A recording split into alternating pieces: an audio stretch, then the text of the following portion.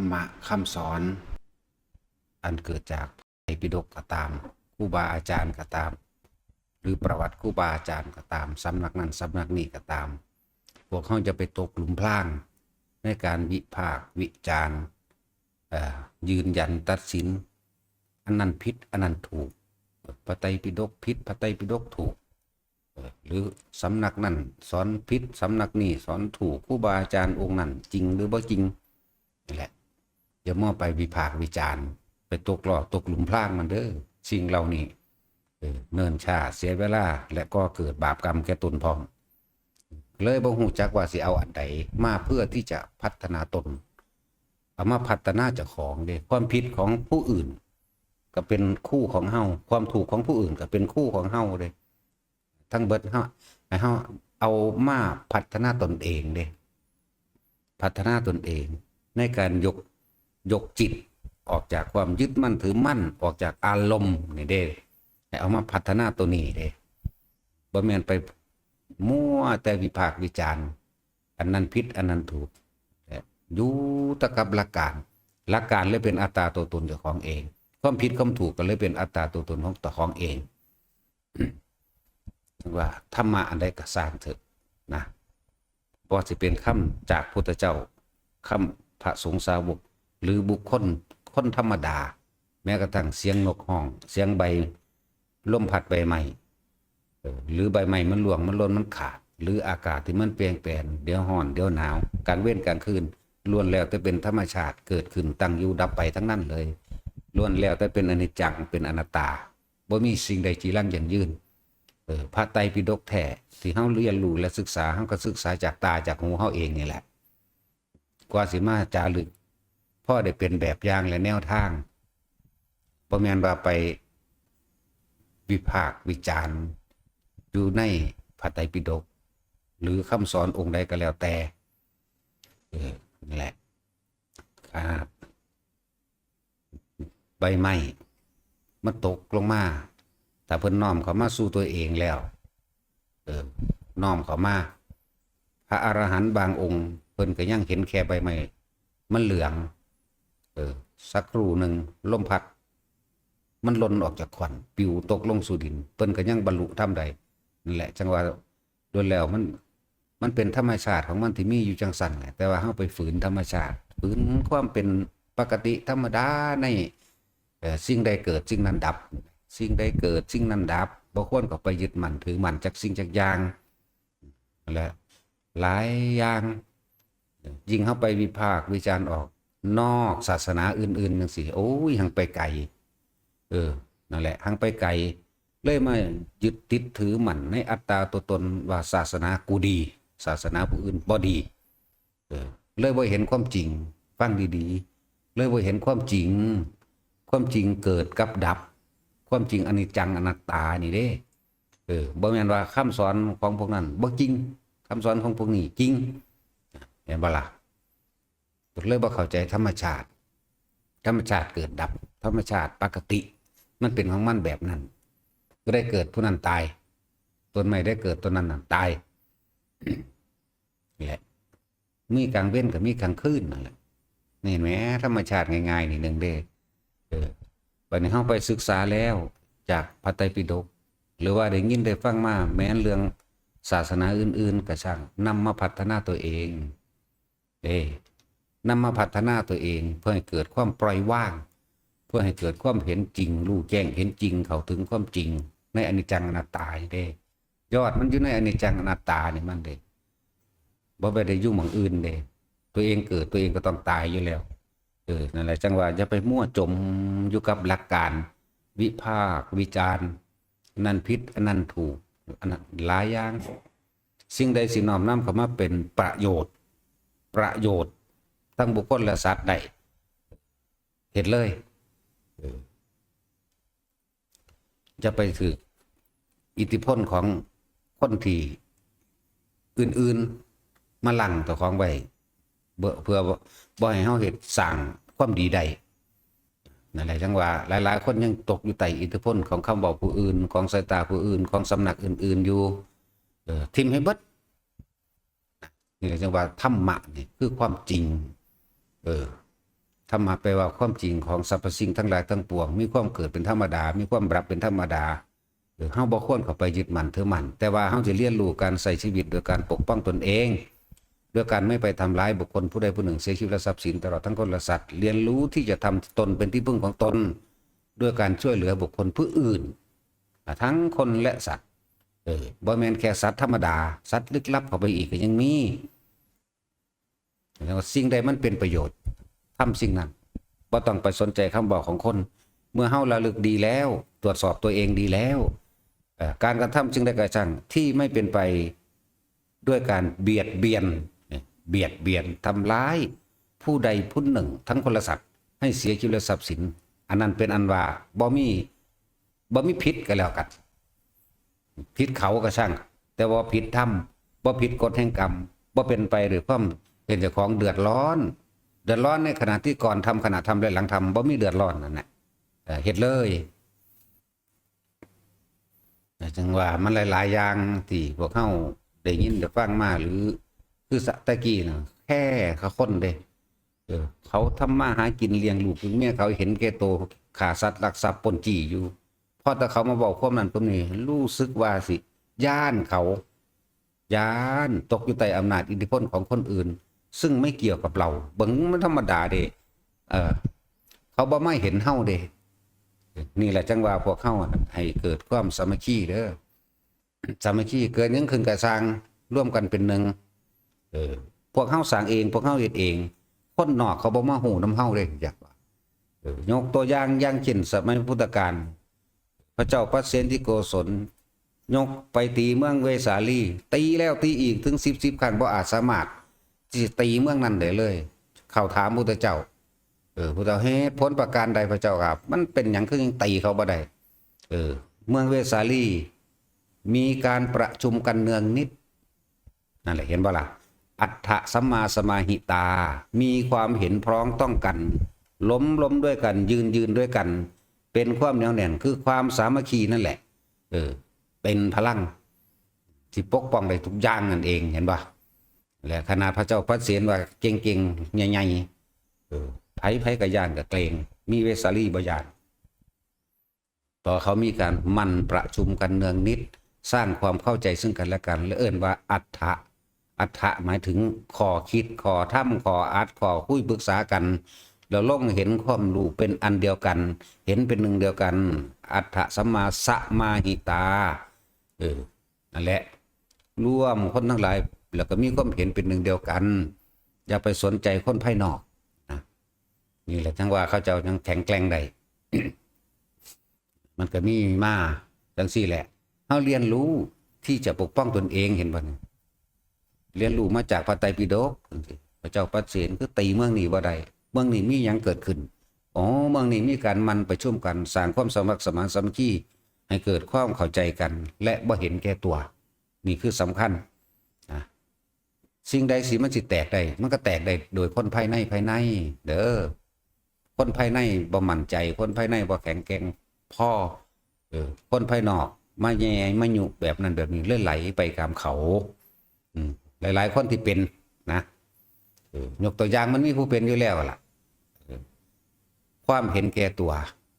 ความบ่ได้ดังใจตัวเองที่นี่พอถ้าออกไปจากนี้ปึ๊บไปฟังคนอื่นภายนอกที่บ่เคยมาหูจักเฮาบ่เคยเข้าใจเฮาเลยว่าแล้วว่าโอ้ถ้าคอยบ่ออกมานี่ข้อยบ่หูจักได้ว่าเขาเป็นแนวนั้นเขาเป็นแนวนี้แต่ว่าบ่มั่นใจตัวเองว่าตัวเองนั่นมาคลุกคลีอยู่กับพวกเฮาเบิ่งดูเป็นตะเงิดบ่เริ่มบ่เป็นตัวของตัวเองโดยความเห็นแก่ตัวเป็นจังซั่นมันบ่ได้ดังใจที่จริงมันคุกคีกันมาเนี่ย3 ปี 4 ปีก็บ่เห็นว่าเฮาสิมีผิดหยังเข้าใจบ่พอต้องออกไปหาผู้อื่นที่เขายั่วปึ๊บถ้าข่อยบ่ออกมาข่อยบ่ฮู้ได้ว่าเพิ่นเป็นแนวนั้นบ่เข้าใจบ่ว่าตัวเองคลุกคลีอยู่เขาถึง3 ปี 4 ปีนะบ่ฮู้ได้ว่าเพิ่นเป็นแนวนั้นตอนอยู่นำเฮานั่นเพิ่นเป็นแนวนั้นอยู่บ่นั่นแหละว่าพวกบ่มีหยังพวกบ่จักหยังเพราะความโลภความเห็นแก่ตัวบังตาบ่ได้ดังใจบ่เป็นไปดังที่กูอยากให้ผู้นั้นเป็นแบบนั้นผู้นี้เป็นแบบนี้พวกเฮาก็คือกัน อยากให้ผู้นั้นเป็นแบบนั้นแบบนี้เด้อบอกว่าให้อยู่ไผอยู่มันอยู่นี่คืออยู่ในลมหายใจคำว่าอยู่ไผอยู่มันบ่ให้ไปคัดแง่งคัดง่างกันในเรื่องเอาอย่าเอาความเห็นของตนเองมาเป็นใหญ่อย่าเอาหลักการของตัวเองมาเป็นใหญ่เรื่องในครัวมันสิจุกจุกจิกจิกอยู่เรื่อยดอกผิดกันคือออกทั้งคู่เด้อผิดกันนั่นถ้าผู้หนึ่งเขาบ่ต่อแย่แล้วถ้าถึกต่อแย่เรื่อยๆดูๆก็ช่างถ้าย่างหนีไปแล้วก็แล้วไปถ้านั้นแสดงว่าบ่ได้รับธรรมะบ่ได้รับความจริงบ่ได้เข้าใจเข้าว่าขันติปรมังตโปติติขาขันติเป็นตบะอย่างยิ่งในความอดทนอดกันแต่พวกนั้นยังแง่นี่เป็นเรื่องเฉพาะแต่ถ้าเป็นเรื่องทำให้ผู้อื่นเสียหายโดยทั่วไปมากๆผู้นั้นออกผู้เดียวเป็นนักสั่นแสดงว่าบ่ได้ธรรมะอีหยังเฮาสอนบ่ได้ก็ต้องเอาหนีตัวเป็นนักสั่นแหละแต่เฮาสอนบ่ได้ก็ไปทางอื่นนั่นแหละจังว่ามีความสามัคคีกันผู้ใดมีหน้าที่หยังเฮ็ดแล้วก็เฮ็ดไปถ้าเฮาอยู่นำกันแล้วเฮาสิฮู้อุปนิสัยดอกแต่ว่าอย่าพยายามให้คนเฮ็ดตามความเห็นของตนเห็นว่าผู้นั้นจังสั่นจังซี่สิไปมองผู้อื่นเฮ็ดหยังตัวเองมาหยังเบิ่งตัวเองพี่เด้ตัวเองมานี่รับนี่เข้ามานี่มาเฮ็ดหยังมาฟังธรรมเพิ่นมาเพื่อสิละกิเลสละตัณหาละอุปาทานละความเห็นของตนมาเพื่อสิดับทุกข์บ่แม่นว่าเป็นหยังสิมาเพิ่มทุกข์แหละจังว่าให้บ่สั่นสิบอกอยู่เรื่อยๆบ่เวลาลงไปแล้วกินพร้อมกันซะก่อนแต่จังคอยแบ่งปันกันที่หลังกินพร้อมกันแล้วจังปันกันส่วนมากมันจะรวบก่อนหมู่เทเอาจักสิเทเอาไปหยังคุณเอาไปอ้างคนทางนอกแม่นบ่ล่ะคือยายอ้วนนั่นแหละนั่งจึงปึงอยู่ว่าแต่หยังสวดรวดสวบก่อนหมู่รดบอกว่ากินน้ำกันเบิดซะก่อนจังปันแบ่งกันไปคนนอกมันมาเฮ็ดน้ำอยู่ว่าคือสิไปอ้างมันแท้แต่จังสั่นตัวกินโดยภายในเนี่ยสร้างความสามัคคีนี่ซะก่อนเมื่อมันล้นเหลือออกไปแล้วจังแบ่งปันภายนอกนั่นแหละการที่ซอยเหลือบุคคลผู้อื่นตัวเองต้องยืนอย่างแข็งแกร่งเข้าใจบ่นะตัวเองต้องยืนอย่างมีหลักมั่นคงได้จังสิดึงผู้อื่นได้ตัวเองยังสเปะสปะอยู่นั่นมันสิไปซอยไผได้เรื่องภายในจังสิเพราะว่าสถานที่ใดก็ต้องมีตัวนี้อัตถะสัมมาสมาหิตามันประชุมกันเนืองนิดแล้วลงความเห็นกันมันถูกต้องเป็นหนึ่งเดียวกันนั่นแหละคือความสามัคคีนี่บ่มีผู้ใดมาทำลายใดดอกนอกจากตัวเองนั่นแหละทำลายตัวเองเพราะความเห็นแก่ตัวโดยความคิดเห็นว่านี่ความคิดกูถือเห็นว่าไปทั้งสั้นแหละเห็นแก่ตัวอยากให้ผู้อื่นอยู่ใต้อำนาจตนนี่ไปทั้งสั้นแล้วแล้วจังว่าใครมีหน้าที่ยังก็เฮ็ดไปเฮ็ดมาเฮ็ดไปเฮ็ดมั่นโหลดเฮ็ดไปเรื่อยๆจะไปว่าให้กันอันใดมันบ่ข้อขาดบาดตายนั่นเสยไปโหลดเบิ่งผู้นั้นเฮ็ดนั่นผู้นี้เฮ็ดนี่ตัวเองเฮ็ดผู้เดียวทั้งเบิดบ่ได้ดอกนะคนเฮ็ดจริงๆบ่ค่อยเว้าเด้ปึ้งปังเฮ็ดไปโหลดทวนไปโหลดเด้ไปจังซั่นเฮ็ดคุมุกไปคนบ่เฮ็ดนั่นน่ะมักเว้าความนั่นความนี้เนาะแยะแบ่งกันเป็น2กลุ่ม3กลุ่มเดี๋ยวมันสิได้สลายเด้อระวังดีๆบ่ได้มีกลุ่มจังซั่นอยู่ในนี่มีหยังก็ฮักกันเห็นผู้อื่นเป็นคือแขนขาเจ้าของนี่เขาเจ็บเฮาเจ็บนี่แหมก็ยังบอกอยู่ให้รักกันดุจดั่งแขนขาอวัยวะเดียวกันถ้ามันบ่ถือกันแล้วเบิ่งอยู่ดอกเบิ่งอยู่บ่เข้าข้างแต่ผู้นี้เป็นไพ่ต่อคนส่วนรวมบอกให้ไล่นี้เองดอกนะเอามันหนีซะเท่านั้นแหละเป็นไพ่คืออีนิดนั่นแหละเป็นไพ่แก่สังคมพร้อมบ่แม่นสังคมธรรมดาอีนิดทิพรอันนั้นแหละเป็นบ่เป็นไพ่แก่คนในหมู่ในหนีพร้อมหลวงพ่อสอนแนวหนึ่งมันเอาไปเฮ็ดอีกแนวหนึ่งแต่ว่าอ้างหลวงพ่อเห็นบ่หลวงพ่ออยากได้นั่นหลวงพ่ออยากได้นี่หลวงพ่อบอกไปขายเบอร์โทรมงคลจังซี่เฮาก็บอกเฮาก็สอนอยู่เฮาให้ออกจากสิ่งนี้ไปหลอกลวงให้ผู้นั้นผู้นี้ลงทุนนั่นนี่ไปอยู่วัดท่าซุ่งก็เฮ็ดเสียหายตัวเองมันนั่นแหละผู้อื่นเขาบ่เสียมันอันวัดเพิ่นบ่เสียดอกแต่ผู้อื่นนี่น่าสิเสียหายเงินทองเดี๋ยวเขาน้ำจับอยู่ตัวทีบตัวแดนนั่นแหละแล้วจังซี่แล้วถ้าเปิดเผยออกเต็มที่แล้วเด้ไปทางใดก็สิบหายทั้งนั้นนั่นแหละจังว่า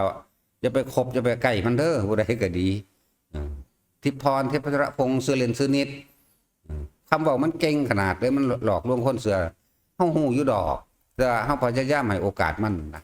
แล้วเป็นผิดเป็นไพ่ต่อหมู่คณะเป็นผิดเป็นไพ่ต่อคนทั่วประเทศนี่แหละหลอกลวงไปเบิดแต่จังสันนี่เห็นบ่ขนาดติดตามมาเป็น10 กว่าปีเด่นบอกจังใดก็บ่ฟังคนบ่เฮ็ดเวียกใส่ปากเข้าใจบ่นี่กันละคนเฮ็ดนี่เขาสิบ่ค่อยเว้านั่นนี่มีหลักการหยังดอก แต่ว่าเขาเฮ็ดไปเลยคนเว้าดูนี่หาแต่หลักการเดี๋ยวก็แบ่งพรรคแบ่งพวกไปสอนการใช้ชีวิตผู้อื่นทั้งตัวเองกับบ่มีชีวิตอีหยังที่สมบูรณ์หยังเลยนะเขาก็ส่งขอความนั่นขอความนี่มาขอเบอร์โทรมั่งไปหาตัวคนเอารถไปจำน้องมันบางนี่เต็มอยู่เขานำคุบอยู่ไสบุนั่นแหละอ้างซื้อเฮาสำนักเฮาว่าเคยอยู่กับเฮาหลอกลวงเฮาก็จับได้เด้แต่ว่าเฮาบ่จับเขาสิทำลายตัวเขาเองดอกเฮ็ดไปเห็นมากก็เลยบ่มีหม่องสิพึ่งพาอาศัยไปได้นั่นแหละขายเบอร์มงคลดูดวงทำทาสอนธรรมะจังซั่นจังซี่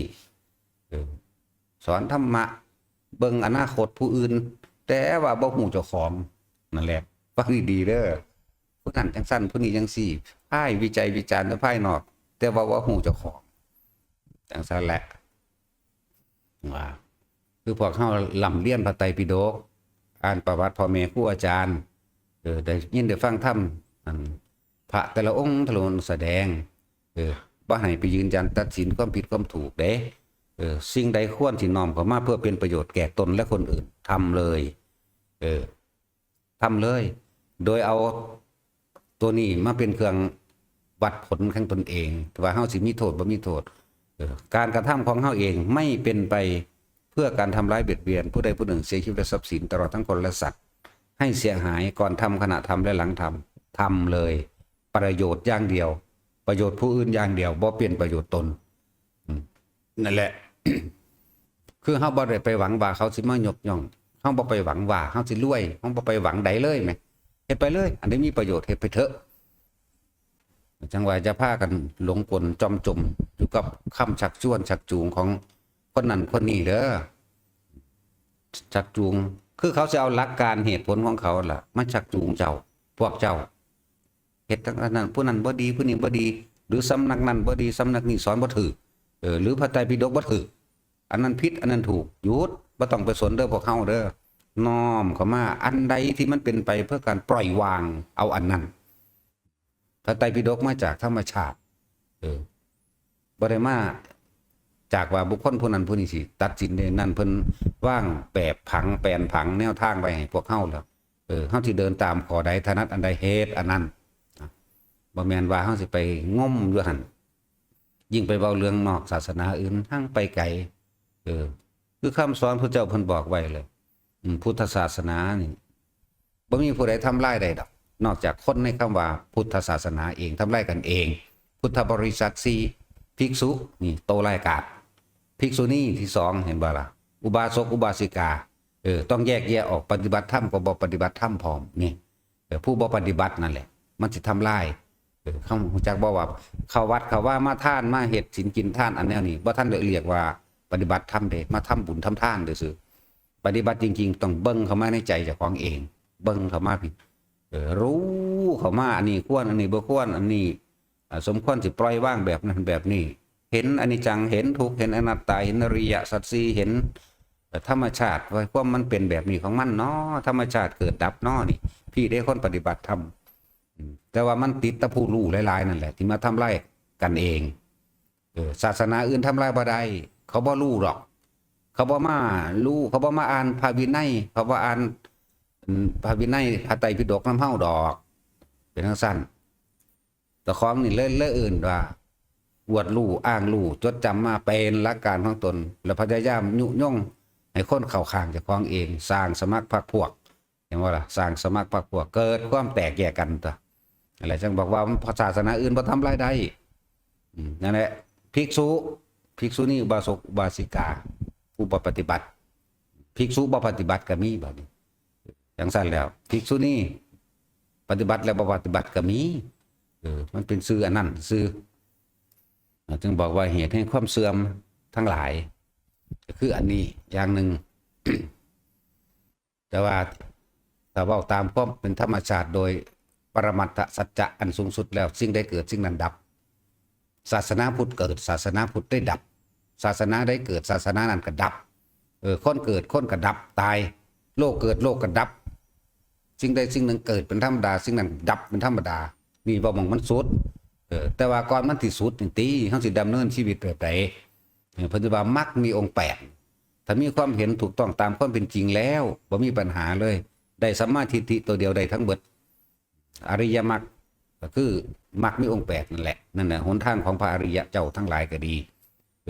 เดินตามทางนั้นมันทั้งเป็นผลเองพอบามรรคกับผลที่น้ำการจังว่าจะพยายามไปง้มจมอยู่กับหลักการเด้อเฮาสิว่างบ่เป็นอันใดที่มันเป็นประโยชน์ได้ต่อสาธารณชนคนหมู่มากตลอดสัตว์และลึกลับ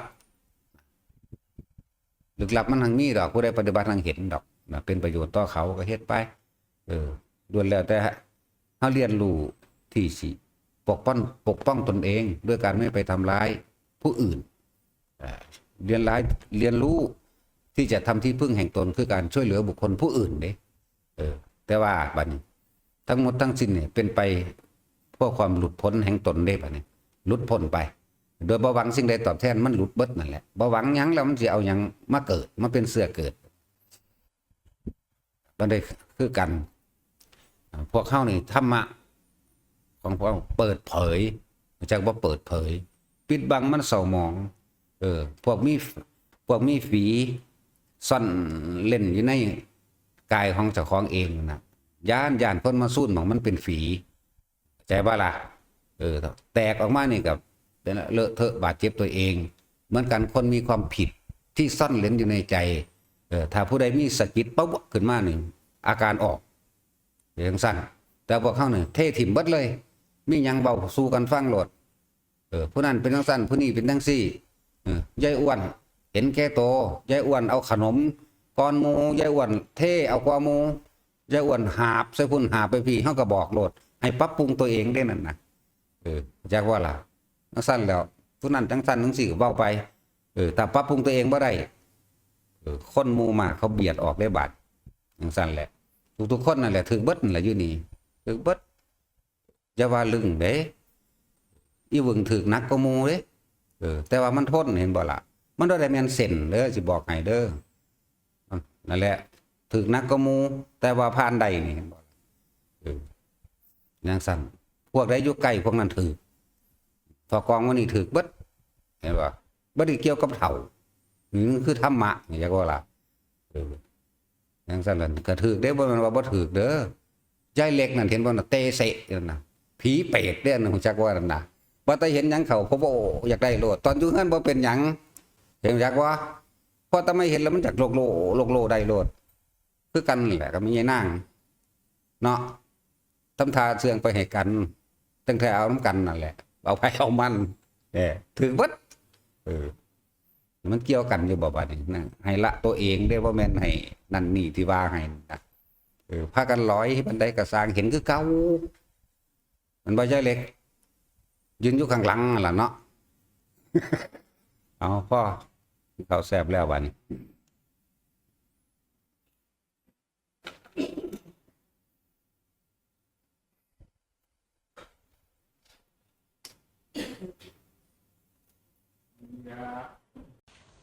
มื้ออื่นวันที่17เนาะวันที่17หรือมื้ออื่นพรุ่งนี้ tomorrow ก็สิมีการบวชอีก6 องค์6 รูปการบวชเป็นการสืบทอดพุทธศาสนาเต็มรูปแบบถึงอัตลักษณะคืออัตตาตัวตนก็ โกนหัวโกนหนวดห่มผ้ากาสายะรับผ่ากาสาวพัดมาทำให้แจ้งซึ่งพระนิพพาน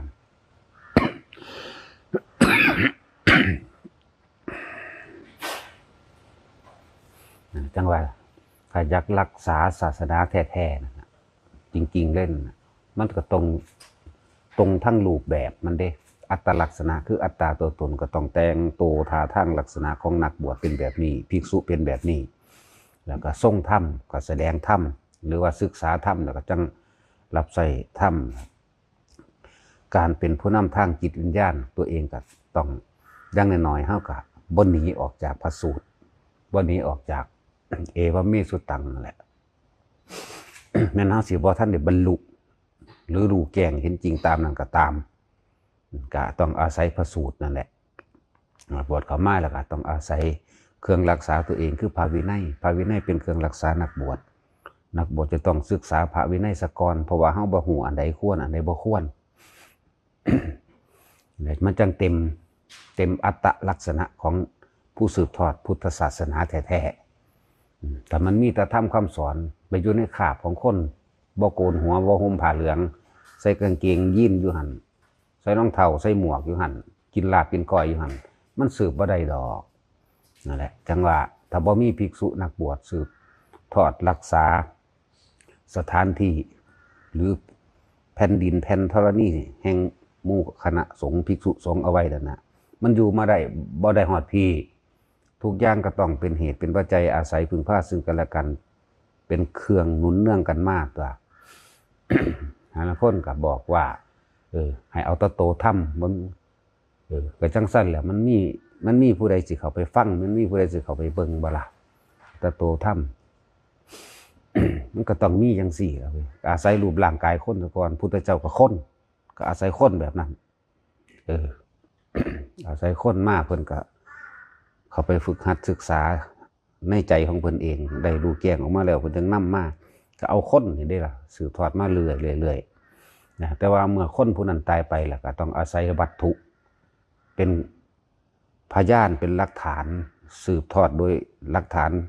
ทางวัตถุก็มีนั่นแหละหลายๆอย่างที่บ่แม่นว่าสิตัดอันใดหนึ่งออกสิไปมั่นแม่นคงยื่นเดียว บางคนก็บอกว่าบ่จำเป็นต้องมีนักบวชบ่อึดได้ล่ะอิสลามก็เลยคริสต์ก็บ่อึดได้ล่ะเขาก็เป็นนักบวชคือกันนั่นแหละแต่ในลักษณะนั้นมันเป็นตาเสือถือบ่ล่ะนั่นแหละจังว่ามันต้องดึงตัวออกมาจากแวดล้อมทั้งหลายในการไปแย่งชิงความแย่งชิงการงานกันแย่งชิงอาชีพกันจังซั่นบ่เฮาน่ะแค่ถือกระเบื้องออกหาขอท่านกินเอาเนี่ยมันก็ต้องแปลกแหวกแนวออกมาแน่เลยเว้ยคือว่านั่นแหละมันพันจากหยังผู้รู้บ่ว่าผู้ว่าบ่รู้นั่นแหละเป็นจังซั่น ผู้ค่อยตำหนิอันนั้นตำหนิอันนี้มันบ่ได้รู้เด้แต่ผู้รู้บ่ได้ตำหนิมีแต่ค่อยๆพูดประสานสมานเป็นให้เข้ากันแต่ว่าในเมื่อมันบ่เข้ากันมันต้องคว้านดูแลก็สัตว์ไปเลยคือกันนั่นแหละเป็นธรรมดานะ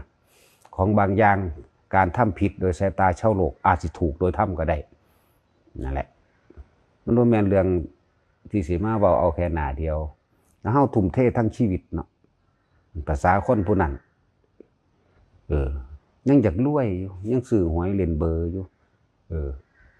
หลายๆอย่างนั่นแหละแค่นั้นเขามันถอดออกมาจากบ่ได้ไปแย่งอาชีพการงานไผเพราะแห้งเด่น นั่นแหละการสืบทอดศาสนาถ้าอยากรักษาศาสนาจริงๆบวชนะโกนหัวโกนหนวดบวชเข้ามาเลยแล้วมาศึกษาพระวินัยนี่ตั้งหากที่มันสิอยู่ได้แท้นั่นน่ะเฮาก็อาศัยทั้งหลายน่ะคือเฮาก็อาศัยกุฏิก็คือบ้านเรือนนั่นแหละแต่ว่าเป็นแค่เฮ็ดพ่อได้ยังอัตภาพนี่เป็นไปกันร้อนกันหนาวกันยุ่งกันหยังไปธรรมดานี่แหละบ่ได้ประดับประดาสวยงามติดองค์ติดแอร์ยังขนาดนั้นหรอกหลายๆอย่างถ้าสิเว้าแล้ว ผู้ใดอยากสืบทอดศาสนาแท้ๆเลยก็ต้องบวชนะนอกนั้นก็เป็นเอาผลพลอยได้หรือว่าเป็นเรียกว่าเอาจากนักบวชนั่นแหละที่ว่าถ้าของบรรลุหรือบ่บรรลุแต่ว่าผู้บรรลุจริงๆบ่เป็นตั้งแต่โสดาบันขึ้นไปหรือไตรสรคมขึ้นไปบ่เป็นสิบ่ดูถูกสิบ่นิดนึงน้อยนึงในผู้มีผ่ากาสาวพัดเลยนี่สิบ่มีเลยน้อยก็บ่มีเด้สำเนียงน้อยๆแลนเตะตะกร้อฟุตบอลยางกินนมดูดไปน้ำทางเขาก็ว่าเด้ นี่คือผู้ถึงไตรสรณคมสิไปกล่าวหยังกับผู้เข้าถึงกระแสแห่งพระนิพพานคือโสดาปฏิมรรคปฏิผลเป็นต้นบ่ต้องไปกล่าวถึงเขาพวกนั้นเลยสิเป็นคนธรรมดาก็ดีนอกนั้นบ่แม่นนะบ่แม่นเลยอวดรู้ยกรู้จักบ่ล่ะไปอ่านไปจดไปจำมากก็มาอวดอ้างถ้าบ่ว่าให้พระสงฆ์องค์เจ้านี่รู้สึกว่ากูบ่รู้กูบ่มีความรู้กูบ่เหนือพระว่ะนี่ธรรมดาเด้แนวมื้อนี้ มันรู้สึกว่าสิบ่เหนือวิจัยวิจารณ์พวกมึงจังสั่นพวกมึงจังสี่ถ้าคุยกันไม่ลงพวกมึงก็คุยเรื่องอื่นเบิ่งดูฮะแล้วเบิ่งเหล้าเบียร์กันเต็มอยู่ทั้งสั่นเด้มันธรรมดาเด้ภาษาเอาจังสั่นนั่นแหละ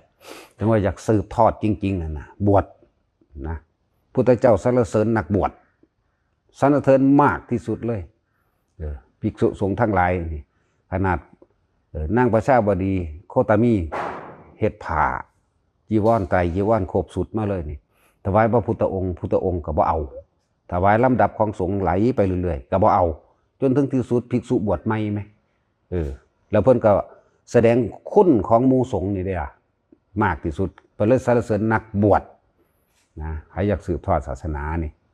นักบวชเด้อแต่บ่มีนักบวชบ่มีมันหมุนเบิดแล้วเป็นไห้เป็นหน้าเบิดแล้วเดี๋ยวนี้เอาเถอะนะอย่างน้อยๆเขาก็รักษาสถานที่อันเป็นธรณีสงฆ์ไว้ได้นา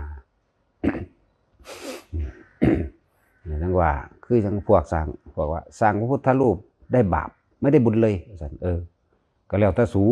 สิเข้าใจตั้งแต่รูปพ่อรูปแม่สูก็ยังเอาไว้ถวายเนาะเขาไหว้องค์คุณธรรมของเพิ่นเนี่ยศาสดาบุคคลตัวอย่างบุคคลผู้ควรกระทำตามเด่นศาสดาตั้งแต่พ่อแต่แม่แต่ของสิมีคุณเท่าใดกับโลกเดี๋ยวนี้มีคุณเท่ากับสูนั่นแหละดีบ่ดีมันลักมาเลี้ยงสูนั่นเว้าเต็มๆเลยบ่ได้ย่านไผเด้ลักมาเลี้ยงสูก็มีลองเบิ่งกันหน้าคือคนเวลาตายนั่นแหละเวลาอ่านประวัตินั่นมีแต่แนวดีๆไปลักวัวลักควายขันบ่อ่านไปลักไก่เขาขันบ่อ่านไปเมาเหล้ามีเรื่องที่โน่นที่นี่ขันบ่อ่านมาเนาะนี่แหละก็ทั้งสี่แล้วสิคุ้นซ้ำใดเดี๋ยวนี้เนี่ยแต่ให้เว้าเลยเขาก็เว้าเต็มที่คือกันนั่นแหละเบิ่งเจ้าของตัวเบิ่งเจ้าของนะบ่ได้เว้าอันนั่นเด้ทั้งอันในการเคารพน้อมพระพุทธพระธรรมพระสงฆ์ของเฮามันเต็มที่ของเฮาอยู่แล้วเด้นะครับเวลาเฮากราบพระนี่พุทธังธัมมังสังฆังสรณังคัจฉามิที่พึ่งอื่นของข้าพเจ้าไม่มีที่พึ่งอันประเสริฐสูงสุดก็คือพระพุทธพระธรรมพระสงฆ์เท่านั้นนะแล้วก็ขอความเคารพน้อมของข้าพเจ้านี่จงถึงแด่แม้หมู่คณะภิกษุสงฆ์ทั้งหลายตลอดที่สุดแห่งสามเณรนี่เฮาไหว้เฮาบ่ได้มันไหว้แบบนั้นเด้มันย่อมจักว่ามันย่อมพระพุทธเจ้าคนดีมันย่อมเบิดเลยที่เวลาเฮาไหว้พระเฮาก็ดีย่อมพระพุทธเจ้าเพิ่นสามารถเอาความจริงเข้าสู่จิตใจของคนใดจนมีการสืบทอดโดยการบวชนั่นแหละจนถึงที่สุดแห่งสามเณรเด้ที่เฮาไหว้ไปนั่นน่ะมันบ่ได้ไหว้แบบนั่นเด้ไหว้โดยความเต็มใจคือมันย่อมธรรมะของเพิ่นกว้างไกลทั่วโลกไปที่เฮาไหว้นี่ที่สุดแห่งสามเณรคือทั่วโลกหมดแหละบ่ได้เกี่ยวกับว่าอยู่ไสแต่ว่าเวลาเฮาแสดงสั่งสอนจังซี่เฮาก็บอกเป็นรายบุคคลเด้บ่ได้เอาร่วมมันต่างหากแม้การต่อไปพศ 3,000 กว่าๆนี่หมู่อันที่ว่าเข้าใจว่าตัวเองเป็นพระสงฆ์นั่นน่ะแค่เอาผ้าเหลืองห้อยหูหรือเอาผูกน้ำแขนนี่เด้อภิกษุนักบวชเด้อนี่ผูกแขนไว้ห้อยข้อไว้หรือใส่ต่างหูไว้จังซี่ขนาดนั้นยังมีอานุภาพในการทำสังฆทานบริสุทธิ์เหมือนกันกับสมัยที่ตถาคตมีชีวิตอยู่การถวายทานในของคณะสงฆ์ธรรมดาบ่นั่นแหละศึกษาพ่อสำนันนะคือว่าน่ะว่าศึกษาตะเปลือกนอกแค่หนังสือพระไตรปิฎกมันบ่ได้มีอีหยังลึกล้ำเด้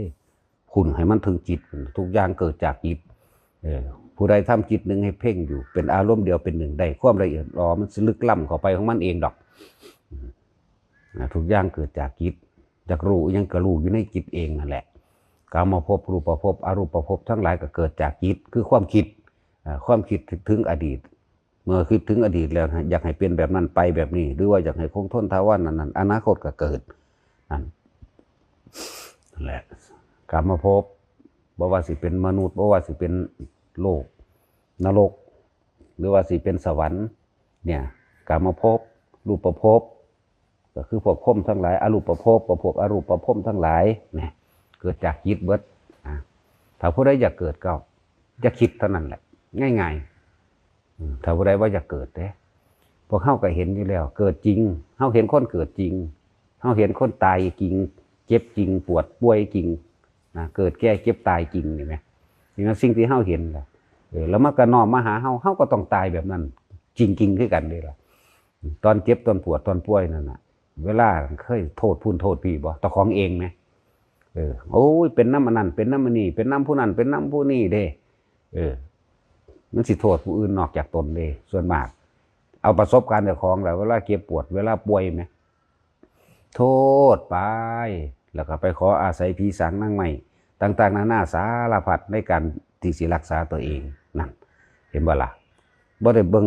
เหตุของมันเลยเหตุมันเกิดจากจิตเท่าเองความคิดเท่าเองเด้บ่ได้ไปเกิดจากแต่ของเกิดมาเองเด้บ่แม่นผู้อื่นเฮ็ดให้เกิดเด้เกิดเพราะว่าความคิดของเฮาเนี่ยการกระทำความรวมกันได้มาเป็นพ่อแม่ผัวเมียลูกเต้ากันนั่นน่ะก็เกิดจากจิตเจตนาในการสมรู้ร่วมคิดในการกระทำรวมกันนี่แหละที่ไปใส่บ่ซันสิว่ามันเกิดจากจิตคือความคิดนี่บ่ถ้าไผว่าจะเกิดก็จะคิดเท่านั้นแหละทำจิตหนึ่งให้เพ่งอยู่ในอารมณ์อันเป็นหนึ่ง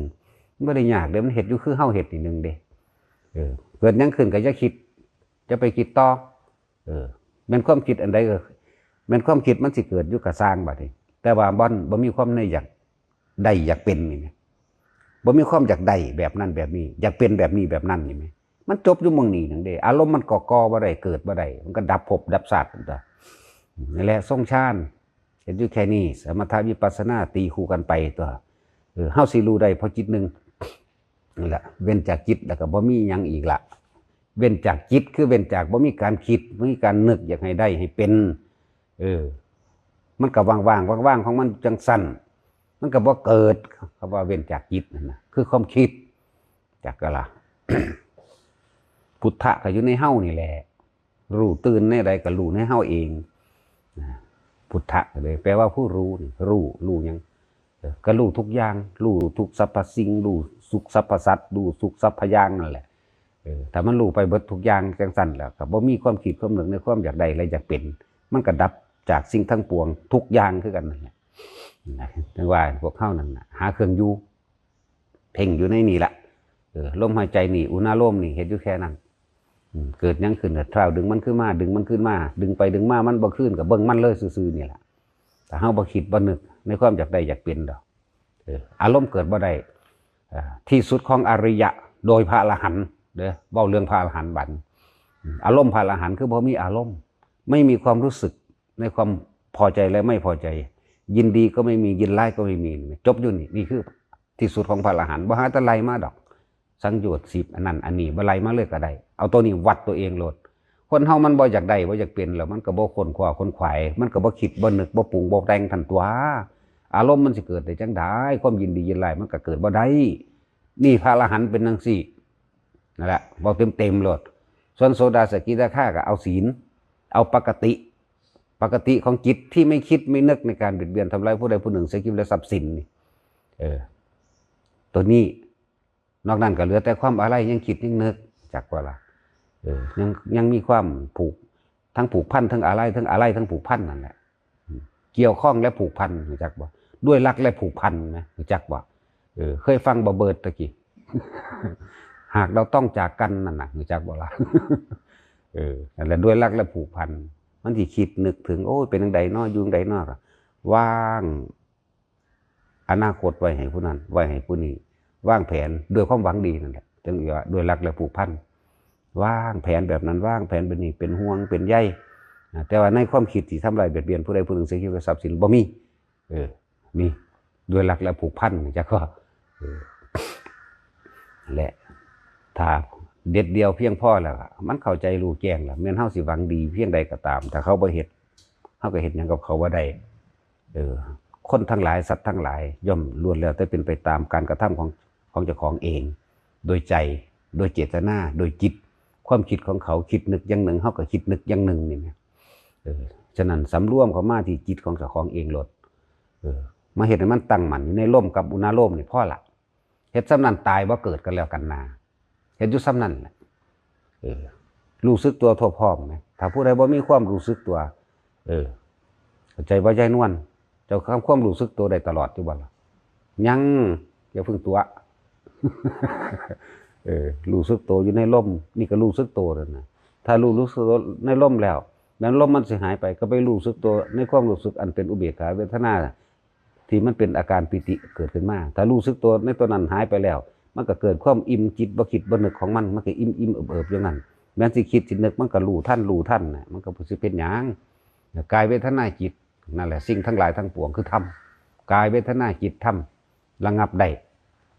โดยการทำความรู้สึกตัวนั่นแหละบ่เป็นไปตามสิ่งต่างๆที่เขามากระทบตาก็เห็นตานอกตา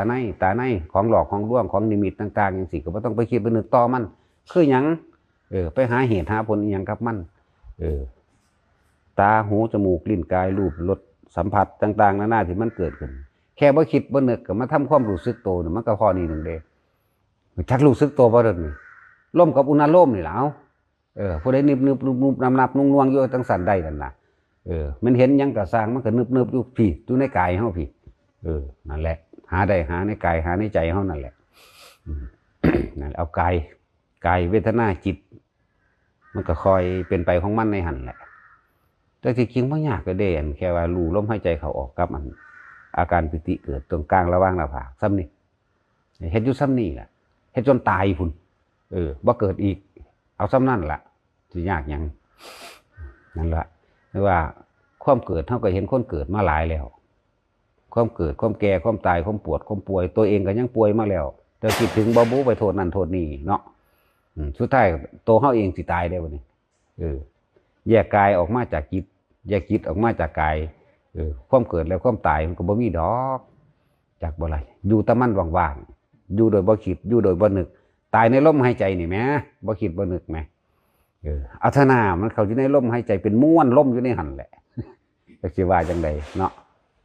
ผู้ใดเฮ็ดผู้นั้นก็เห็นนั่นแหละผู้ใดเฮ็ดผู้นั้นก็ได้แหละบ่ต้องคิดลึกคิดมากหรอกเดี๋ยวถ้าเกิดหยังขึ้นก็สร้างเข้ามาลมหายใจเนี่ยทำความรู้สึกตัวในตัวของเฮาเองน่ะเกิดหยังขึ้นเข้ามาลมหายใจพับนิ่มๆน่วงๆเนือบอยู่น้ำหัวน้ำกลางหน้าผากกลางคิ้วเฮานี่เอาละนะสำนั่นแหละนั่นแหละเอาพอ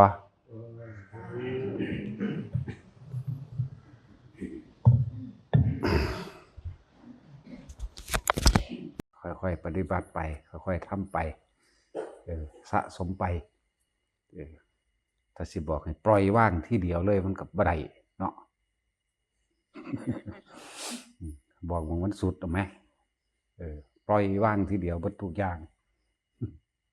ทุกสิ่งทุกอย่างเกิดขึ้นแล้วดับเบิดนั่นแหละสัพเพธัมมานารังอภินิเวสายะจากว่าสิ่งทั้งปวงเนี่ยเกิดขึ้นแล้วนี่ดับทั้งเบิดเลยบ่มีอย่างเหลือจากอันก็แล้วกันนาอันบุคคลทั้งหลายนี่ไม่ควรเข้าไปยึดมั่นถือมั่นแหมเจ้าสิยึดเอาอีหยังใดบางเพิ่นถามจะได้หลักปฏิบัติที่แน่นอนและมั่นคงเขาเจ้าถามเฮ็ดจังไดล่ะเป็นวิธีง่ายก็เว้าอันเก่านั่นแหละทำความเข้าใจในคำว่าสมาธิคำว่าสมาธิแปลว่าจิตตั้งมั่นในความสงบอันเป็นอุเบกขาหรือความปล่อยวางความว่างพยายามจะให้อย่าส่งความคิดไปคิดในเรื่องสิ่งที่ได้ยินได้ฟังได้เห็นได้ลิ้มรสได้กลิ่นได้สัมผัสกระทบกระทั่งหลักใหญ่มันก็คือพยายามสังเกตคำว่าสังเกตคือตัวสตินะอย่านำสิ่งต่างๆที่ได้รู้ได้เห็นกระทบสัมผัสต่างๆเข้ามาคิดนี่หลักใหญ่มันหลักจิตเลยหลักใจเลยหลักบรรลุเลยถ้าสิพูดถึงว่าบรรลุก็ดีมองมันเลยล่ะไม่ได้เกี่ยวกับการต้องมานั่งรับตาทำท่าว่านี่คือท่าสมาธิการที่มาเดินจงกรม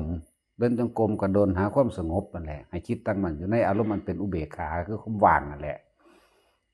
ยืนลำพึงทำอันใดอันหนึ่งก็แล้วแต่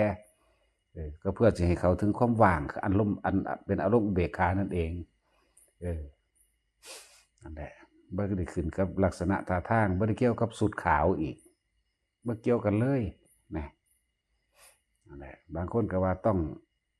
ทำพิธีนั่นก่อนนี่ก่อนจริงๆบ่เกี่ยวกับพิธีเบิดทุกอย่างบ่เกี่ยวกับดอกไม้ของหอม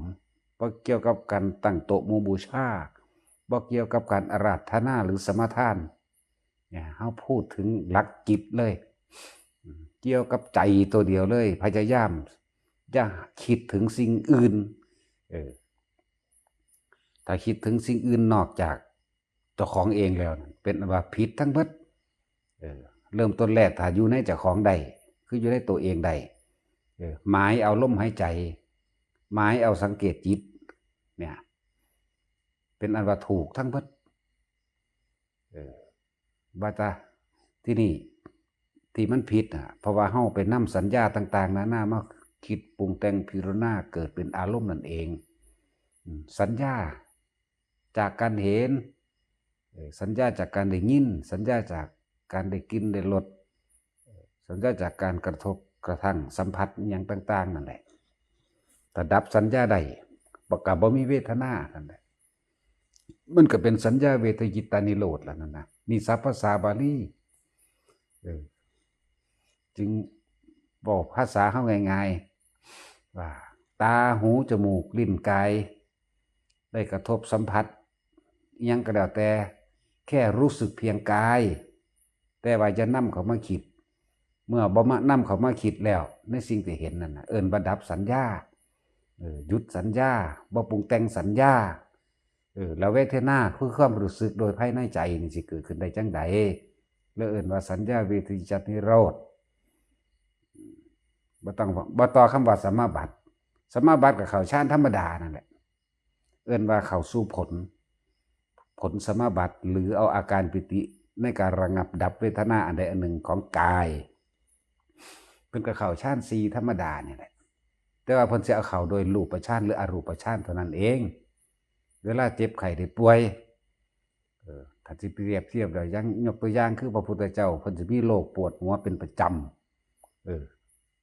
แล้วก็เก็บหลังเป็นประจำคือปวดหลังเป็นประจำเพิ่นเทศนาอยู่นี่เพิ่นก็ปวดหลังขึ้นอันนี้เป็นของเหนือหลายๆอย่างที่บ่อาจสามารถแก้ได้เพิ่งเป็นโรคกรรมของเพิ่นเองแต่ว่ามันก็เก็บเฉพาะร่างกายได้ล่ะเพิ่นก็บอกบางที่เพิ่นก็บอกกาจจนะเนี่ยเธอจงแสดงธรรมต่อตถาคตจะเอนก็เพิ่นเข้าฌานนั่นแหละเพิ่นไปเข้าฌานได้นั่นเป็นระงับดับเวทนาคือความรู้สึกอันเกิดจากกายพอสำนึงแล้วมันเศร้าแล้วมันก็ออกมาคือเก่านั่นแหละ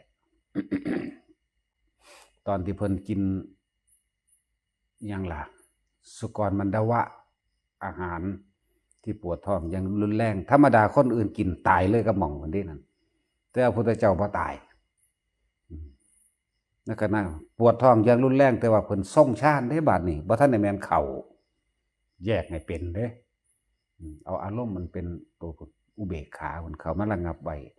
ซึ่งตัวนี้มันเป็นตัวรุนแรงมากๆเลยทรงเจ็บทั้งกายก็เจ็บอยู่แต่ว่าไม่มากอันนี้คือการทรงอันนั้นทรงบ่ทันแม่นเข้าแต่ว่าเพิ่นออกมาจากงานนั้นแล้วเพิ่นจังเข้าบาดนี้เข้าระงับไว้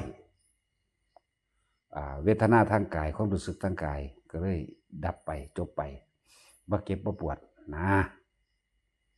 ทำให้เป็นให้แยกให้เป็นได้เข้าฌานก็อย่างหนึ่งทรงฌานก็อย่างหนึ่งเด้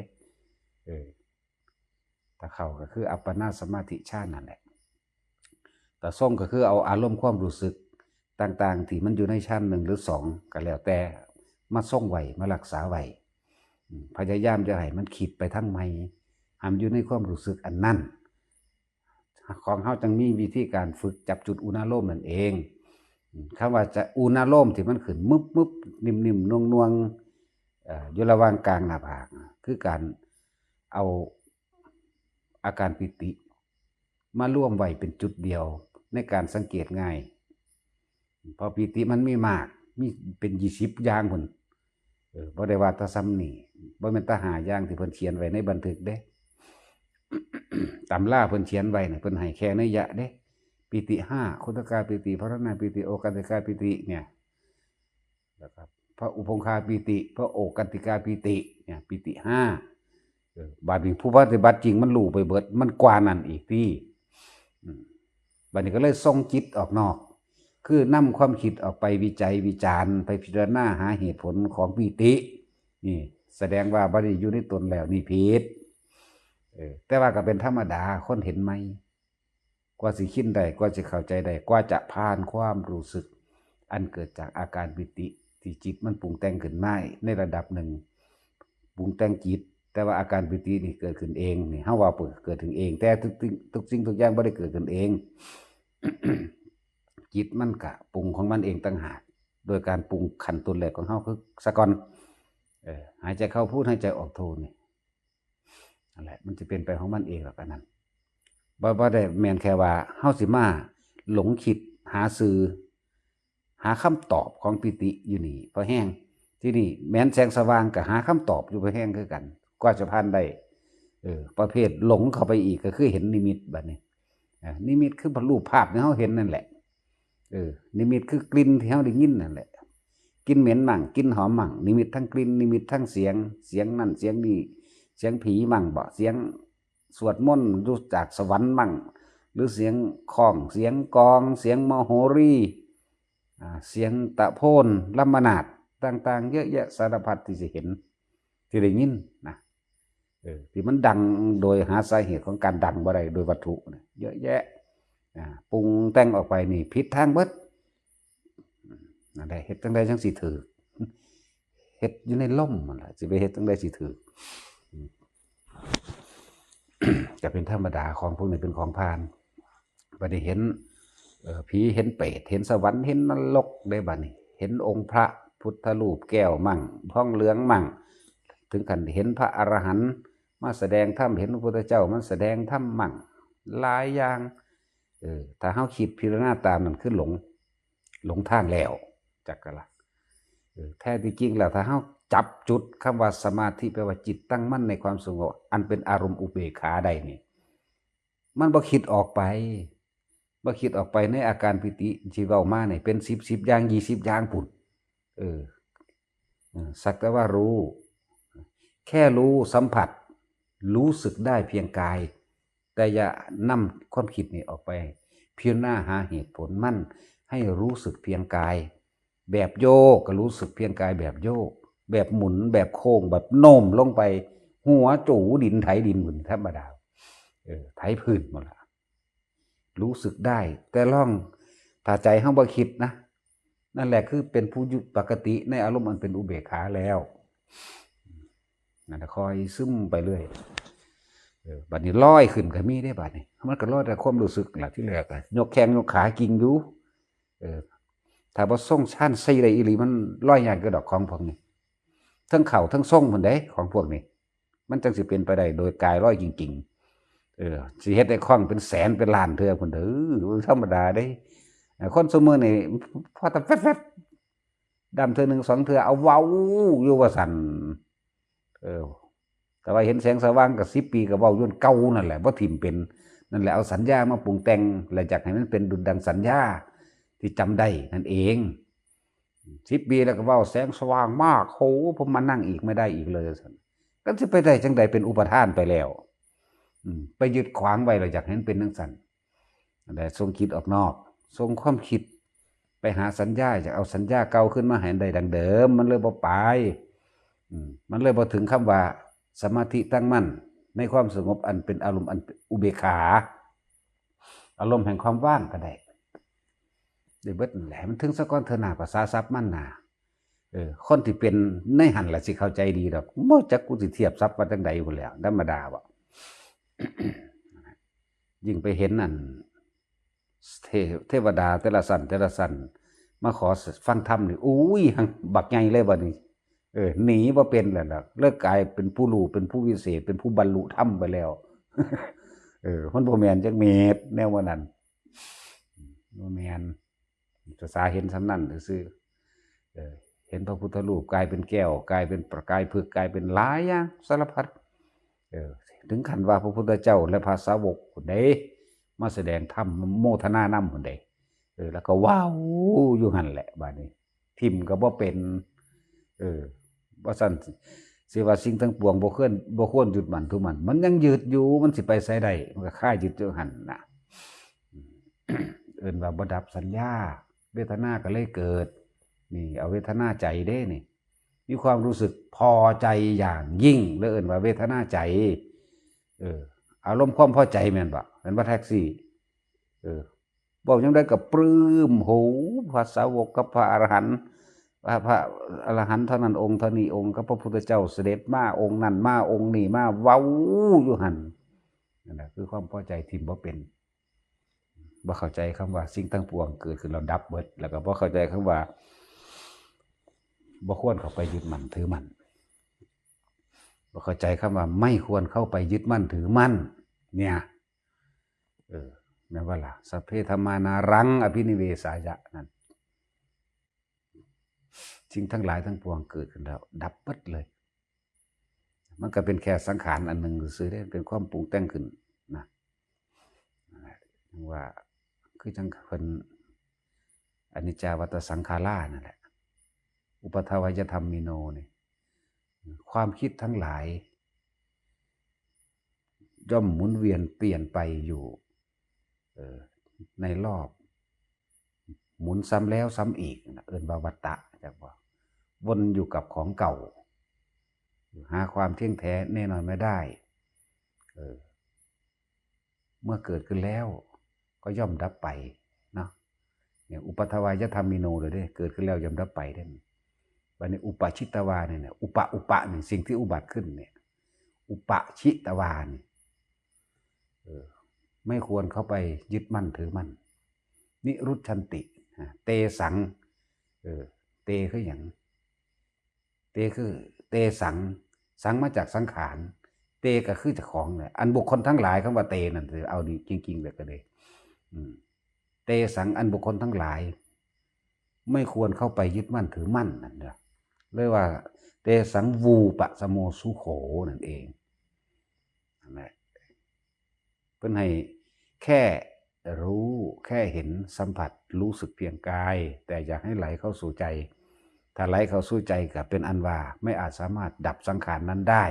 คือยังคิดปรุงแต่งไปบ่จบบ่สิ้นน่ะเพิ่นนึกว่าผู้รู้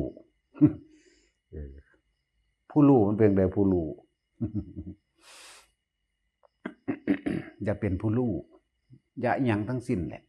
มันก็รู้อยู่ของมันจังซั่นแหละต้องถิ่มความรู้ทั้งเบิดนั่นแหละเบิดรู้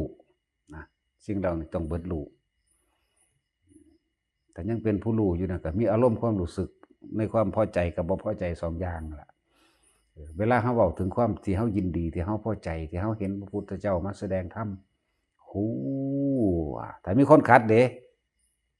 แม่นดอกประสาทหลอนบ่บ้าติวิปลาสนั่นน่ะสูญขึ้นโลดแล้วว่านี่นั่นความบ่พอใจก็เกิดขึ้นจากความพอใจนั่นแหละเนาะ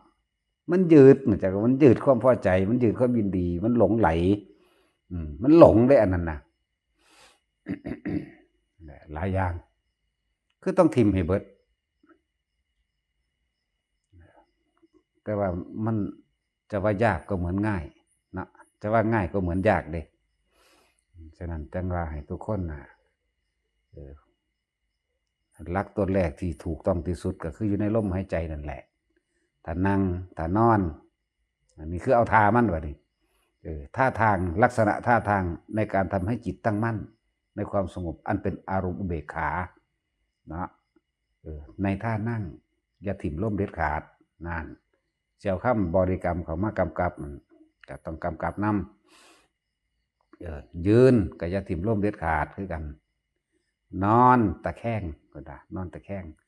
ขวาเพิ่นว่ามันจังบ่ทับนั่นแหละก็จะลืมล้มคือกันนอนหงายก็ได้แท้ที่จริงแล้วคำว่าสมาธิคือจิตตั้งมั่นแห่งความสงบในอารมณ์อันเป็นอุเบกขาบ่เกี่ยวกับลักษณะท่าทางเด้อบ่เกี่ยวกับยืนเดินนั่งนอนหรือบ่เกี่ยวกับยืนเดินนั่งนอนบ่เกี่ยวกับการถวายดอกไม้ของหอมการจัดโต๊ะหมู่บูชาบ่ บ่เกี่ยวกับการที่สิขอหรือเกี่ยวกับบ่เกี่ยวกับการสวดสาธยายหรือบ่เกี่ยวกับการตั้งสมาทานอันใดอันหนึ่งเกิดขึ้นบ่เกี่ยวกันเลยแต่ว่าที่มันเกี่ยวเพราะว่าคนบ่มีวิธีที่สิเฮ็ดให้เจ้าของถึงมองหันเพิ่นจึงมีรูปแบบรูปการหลักการต่างๆที่จริงบ่มีหลักการมีแต่ประสบการณ์ล้วนๆประสบการณ์ในทุกข์ของเจ้าของเองประสบการณ์ในอันใดเฮ็ดให้กูทุกข์อันใดกูยึดกูคือคิดบ่เลิกบ่แล้วแท้คิดเท่าใดก็หนหวยงนศูนย์ขึ้นมามั่งโมโหมั่งดีใจมั่งนั่นแหละความพอใจตัวเดียวนั่นแหละที่เฮ็ดให้ทุกข์นั่นแหละจึงบอกว่ามันเป็นประสบการณ์ในชีวิตจริงประสบการณ์จริงในชีวิตจริงของเจ้าของเองแต่ถ้าเราลึกถึงแม้การเกิดเป็นทุกข์ทุกข์แบบใดก็หิวข้าวร้อนหนาวย่านฟ้าผ่าย่านลมพายุย่านปืนเขายิงย่านระเบิดมีเบิดนั่นแหละสั้นนี่คือประสบการณ์จริงๆนี่ครับว่าแม้การเกิดก็เป็นทุกข์ก็คิดเอาประสบการณ์จริงในชีวิตจริงของเจ้าของไปเทียบในตอนที่เจ้าของย่านเจ้าของหิวเจ้าของเจ็บไข้ได้ป่วยเจ้าของพัดพรากจากสิ่งที่รักโอ้นี่มันเป็นจังซี่นะมันเกี่ยวกับพิธีการล่ะมันเกี่ยวกับหลักการอยู่บ่มันบ่เกี่ยวได้บัดนี้นั่นแหละถ้าเฮาฟังให้มันเข้าใจแล้วบัดนี้คำว่าสมาธิก็คือกันจิตตั้งมั่นในความสงบอันเป็นอารมณ์อุเบกขาคือพยายามอย่าคิดอย่างอื่นเข้ามาเริ่มต้นแรกในเสี้ยววินาทีหนึ่งในขณะที่เราตั้งใจเดียวเพิ่บนี่มันว่างเลยเด้ที่มันบ่ว่างเพราะว่ามันไปคิดอย่างอื่นเข้ามาไปในศีลตอนเจ้าหายใจเข้าทีเดียวน่ะว่างแล้วแต่ว่าหายใจสองนี่มันบ่ว่างแล้วจากว่าเจ้าไปคิดเรื่องนั้นเรื่องนี้เข้ามามันเลยบ่ว่างเพราะว่ามันบ่อยู่ในลมแต่ผู้อยู่ในลมคือต้องกระจุยเห็นว่าตาจินต้องอยู่ในฮิปโปตาจุยจะอยู่ในลมคนเรานั่งปั๊บลงแหลกเลยเนี่ยเริ่มตั้งใจนั่นหายใจเข้าทีเดียวนั่นว่างแล้วเด้แต่ว่ามันเป็นเศษเสี้ยวที่เร็วเกินเนาะรักษาบ่ได้มันคิดเบิดหอดทานั่งเลยยับนุกยิกอยู่เห็นป่ะนั่งจังใดก็ว่าดีเพราะนั่นยุ่มดากยุ่มก้นอยู่หั่นแหละเอาขาน้ำตีนนิ้วตีนนิ้วมือยกแจ๊กไปเด้นั่นแหละความจริงเนาะยากไปเบิดข้องำปวดบ่เงื่อยปวดบ่มันมีวัดอยู่ในหั่นเด้นั่นแหละเป็นไปเบิดแหละมันเลยบ่ว่างเพราะว่ามันมาค่าคิดหานี่อยู่แต่มันให้ความหมายที่แท้จริงของคำว่าสมาธิแปลว่าจิตตั้งมั่นแห่งในความสงบอันเป็นอารมณ์อุเบกขาบ่ได้เกี่ยวกับลักษณะท่าทางบ่ว่าคนเข้าใจได้ว่าทำสมาธิต้องมานั่งหลับตาบ่เดินจงกรมเฮ็ดหยังสั่นเดินจงกรมก็คือการทำสมาธิให้เกิดจิตตั้งมั่นในอารมณ์เป็นอุเบกขาคือกันนั่นแหละยืนก็คือกันนอนก็คือกันบัดนี้แลนอยู่ก็ได้กินข้าวก็ได้เด้บัดนี้ได้ทั้งเบิดบ่ว่าเฮาสิเฮ็ดหยังก็ตามต้องเป็นผู้มีสติคอยจับความคิดอย่าให้มันแล่นออกไปหาเรื่องราวต่างๆให้เกิดขึ้นนั่นแหละความหมายของคำว่าสมาธิแท้ๆนั่นมุดน้ำอยู่ก็เฮ็ดได้เข้าห้องน้ำอยู่ก็เฮ็ดได้เฮ็ดหยังก็เพราะว่าเฮาเอาความหมายของใจเลยเอาความหมายตัวนี้ของมันเลยดังนั้นเป็นลักษณะท่าทางแต่บ่พาเฮ็ดแบบนี้ก็เลยบ่พากันเข้าใจจึงมีคำสมาทานจึงมีการขอศีลแท้ที่จริงบ่ต้องขอดอกนั่งลงในหันเป็นศีลแล้วนั่งปั๊บลงนั่นบ่มีผู้ใดคิดจะไปฆ่าไผตีไผลักขโมยผู้ใดดอกในขณะนั่งที่แรกปั๊บลงจับลมหายใจแรกได้หายใจสองที่มันต้องคิดแบบนี้หลายอย่างคำว่าสมาธิควบคุมจิตควบคุมความคิดบ่ให้มันแล่นไปในการอยากทำลายหรือตีข่าวอะไรดอกให้มันอยู่ในความสงบถ้ามันแล่นไปแล้วมันบ่สงบมันคิดไปนั่นแหละมันคิดไปมันสิสงบได้จังใดเทียบเอากับทุกคนนั่นแหละตั้งแต่ตื่นนอน ขึ้นคิดหาผู้นั้นคิดหาผู้นี้หาเงินหาทองบางหันบางนี้หาบุคคลที่เป็นตาสร้างแค้นบ่หยุดบ่เลิกคิดปรุงแต่งอยากตีอยากฆ่าเขาปฏิคิดหาบุคคลที่รักมีพ่อมีแม่ลูกเต้าเล่าหลานเป็นต้นคิดอยู่หั่นอะไรมันถึงความสงบได้จังใดเนาะเพิ่นจึงมีวิธีการว่านั่งเนี่ยให้จับลมหายใจเด้ออานาปานสติเนี่ยจับอานาปานสติเด้อกายว่าลมเป็นส่วนหนึ่งของกายแล้วก็เวทนาเห็นบ่เวทนาทั้งกายทั้งใจนั่นแหละแต่ว่าจับลมปั๊บเขาเลยยากไปเบิดยากน้ำทามือนี่จักสิว่ายังได้ดีจังสี่บ่อยู่ยากกว่าน้ำมือขั้นน้ำมือน้ำงามมือก็ยากนี่มันคิดไปเบิดเด้นอแท็กมือก็ยากเอาจุกันดีบ่นอเนาะเอาดีบ่นอหรือเอาข้างจังสี่นอนไม่มีเบิดเด้แต่จริงก็คือกันยับขาอยู่ว่าสั่นโอ้ยจักว่าแม่นอีหยังนี่มันยากไปเบิดเด้มันเลยบ่ตั้งมั่นให้ดูว่าข้อถ้านั่งโดนๆมันสิบ่หนักลงบ่ว่าเด้แต่เงยขึ้นก็เอามันเด้นั่นเด้คิดไปเบิดเด้มันสิไปสงบได้จังได๋มันค่าคิดเนาะจังซั่นล่ะจังว่ารวมความหมายให้ฟังแล้วในคำว่าสมาธินะจิตตั้งมั่นในความสงบอันเป็นอารมณ์อุเบกขาผู้ใดอยู่จังสี่ใดจนเท่าตายก็ไปนิพพานนั่นมันสิยากหยังเด้มันก็ดับความคิดนั่นเองมีหยังอีกนั่นแหละนิพพานรู้สึกแต่เพียงกายสัมผัสแต่เพียงกายแต่ว่าบ่ไหลเข้าสู่ใจบ่มีอารมณ์ความรู้สึกในความยินดีพอใจถ้าตัวนี้ดับไปแล้วตัวอื่นก็บ่ต้องพูดถึงมันดับไปเบิดเลยอย่างเช่นว่าอวิชชายะตะเววะอาเสสะวิราคะนิโรธานั่นเองตะกี้เฮาบ่รู้บัดเฮารู้แล้วในความมืดโดยเรียกว่าอวิชชานั่นเอง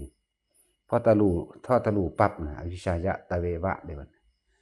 อาเสสะได้บัดเนี่ยรู้เท่าทันความยินดีพอใจแล้วเนี่ยความยินดีพอใจทั้งหลายนี่อันเราได้รู้แล้วเนี่ย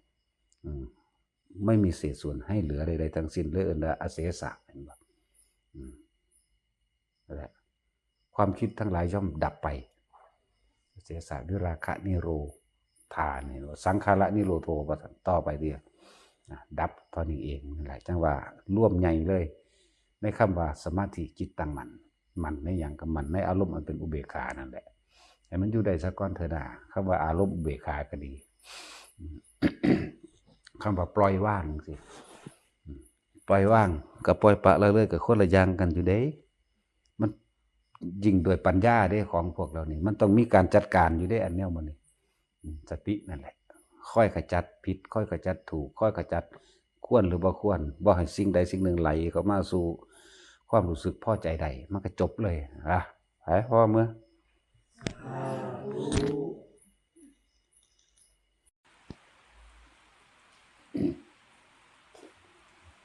นี่ครับเนาะพอใหญ่นายเด้ พอใหญ่เขียวไปเบิ่งหาเราตายอยู่เถียงหน้าผู้เดียวก็หาสุมไฟเอาเฟืองนำมันจูดทิ่มเนาะ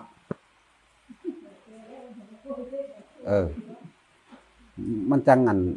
เจ้าจังบ่ได้คิดฮอดเวลาอันไปเห็นเถียงหน้ายามใดก็สิขึ้นไปนั่งหมู่ไห้ใส่อันบันไดอยู่หั่นโอ้ยศาสตร์ใดเจ้าก็มาเป็นครูเขาปล่อยอีกเด้อเห็นบ่แบบนั้นบ่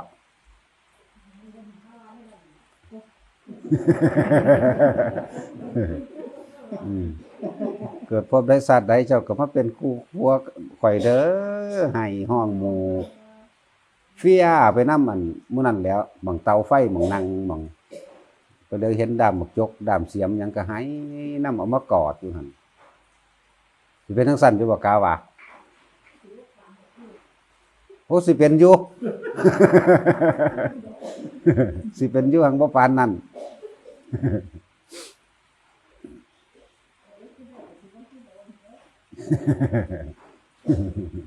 ก็ยังว่ามาภาวนาก็ให้มันทันตัวนี้ตัวก็สิบ่ปานนั้นดอกแสดงว่าสิเป็นอยู่เด้ญาสิเนาะ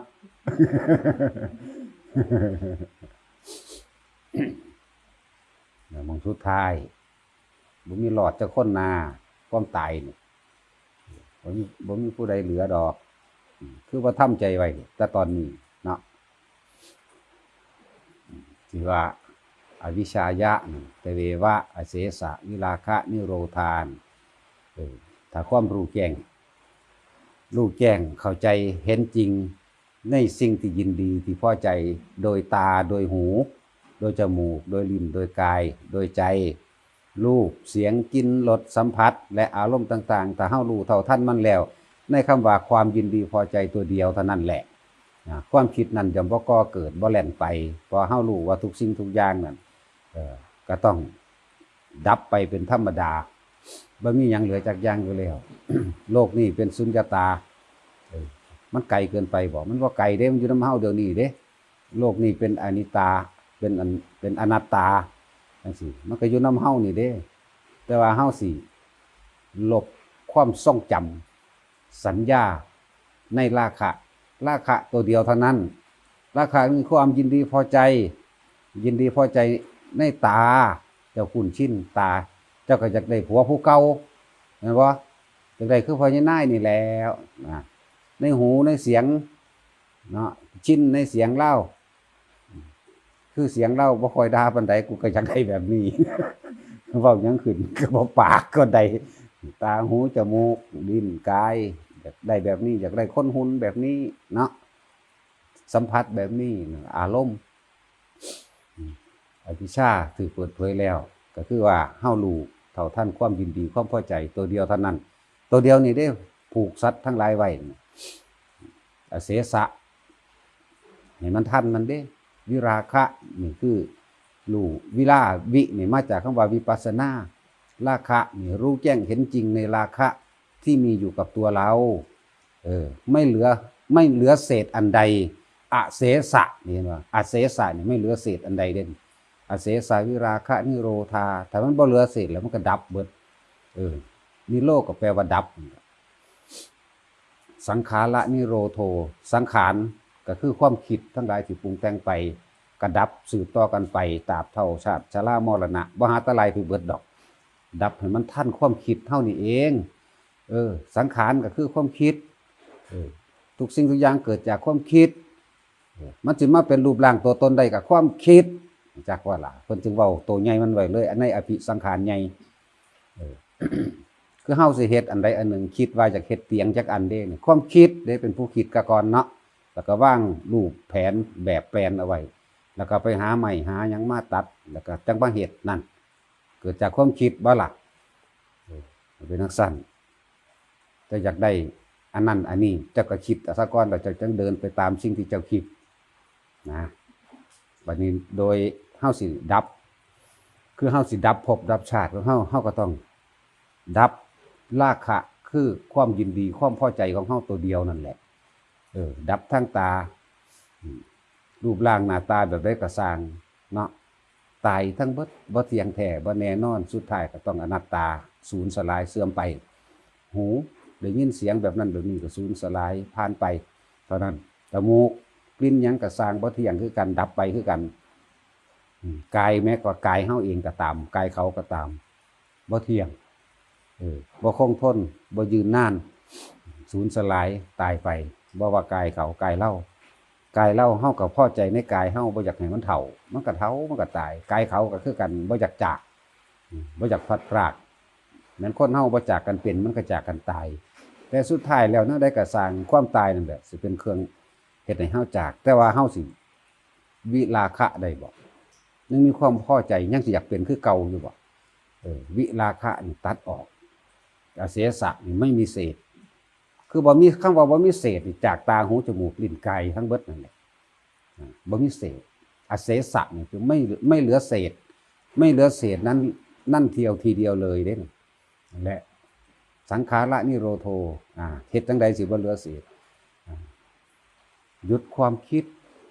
อยากได้ดังใจนั่นแหละราคะก็ดีหยุดความคิดตัวนี้เฮาสิคิดปรุงแต่งไปเฮาก็สติจึงเป็นตัวคอยตักเตือน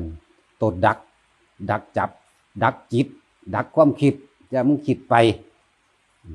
นั่นแหละจังว่าฝึกไปเรื่อยๆเฮาสิค่อยๆเห็นค่อยๆรู้ค่อยๆจับมันได้เองดอก จับหยังจับบ่ให้มันคิดนั่นแหละแต่ละคนก็เลย หาวิธีในการฝึกหัดปฏิบัติทั้งหลาย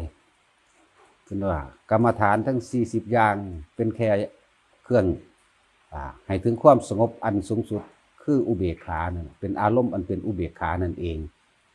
มีค่าเสมอกันเบิดในกรรมฐาน40อย่างที่เพิ่นบอกวิธีแนะนำตามความพอใจของไผของมันอนุสติ10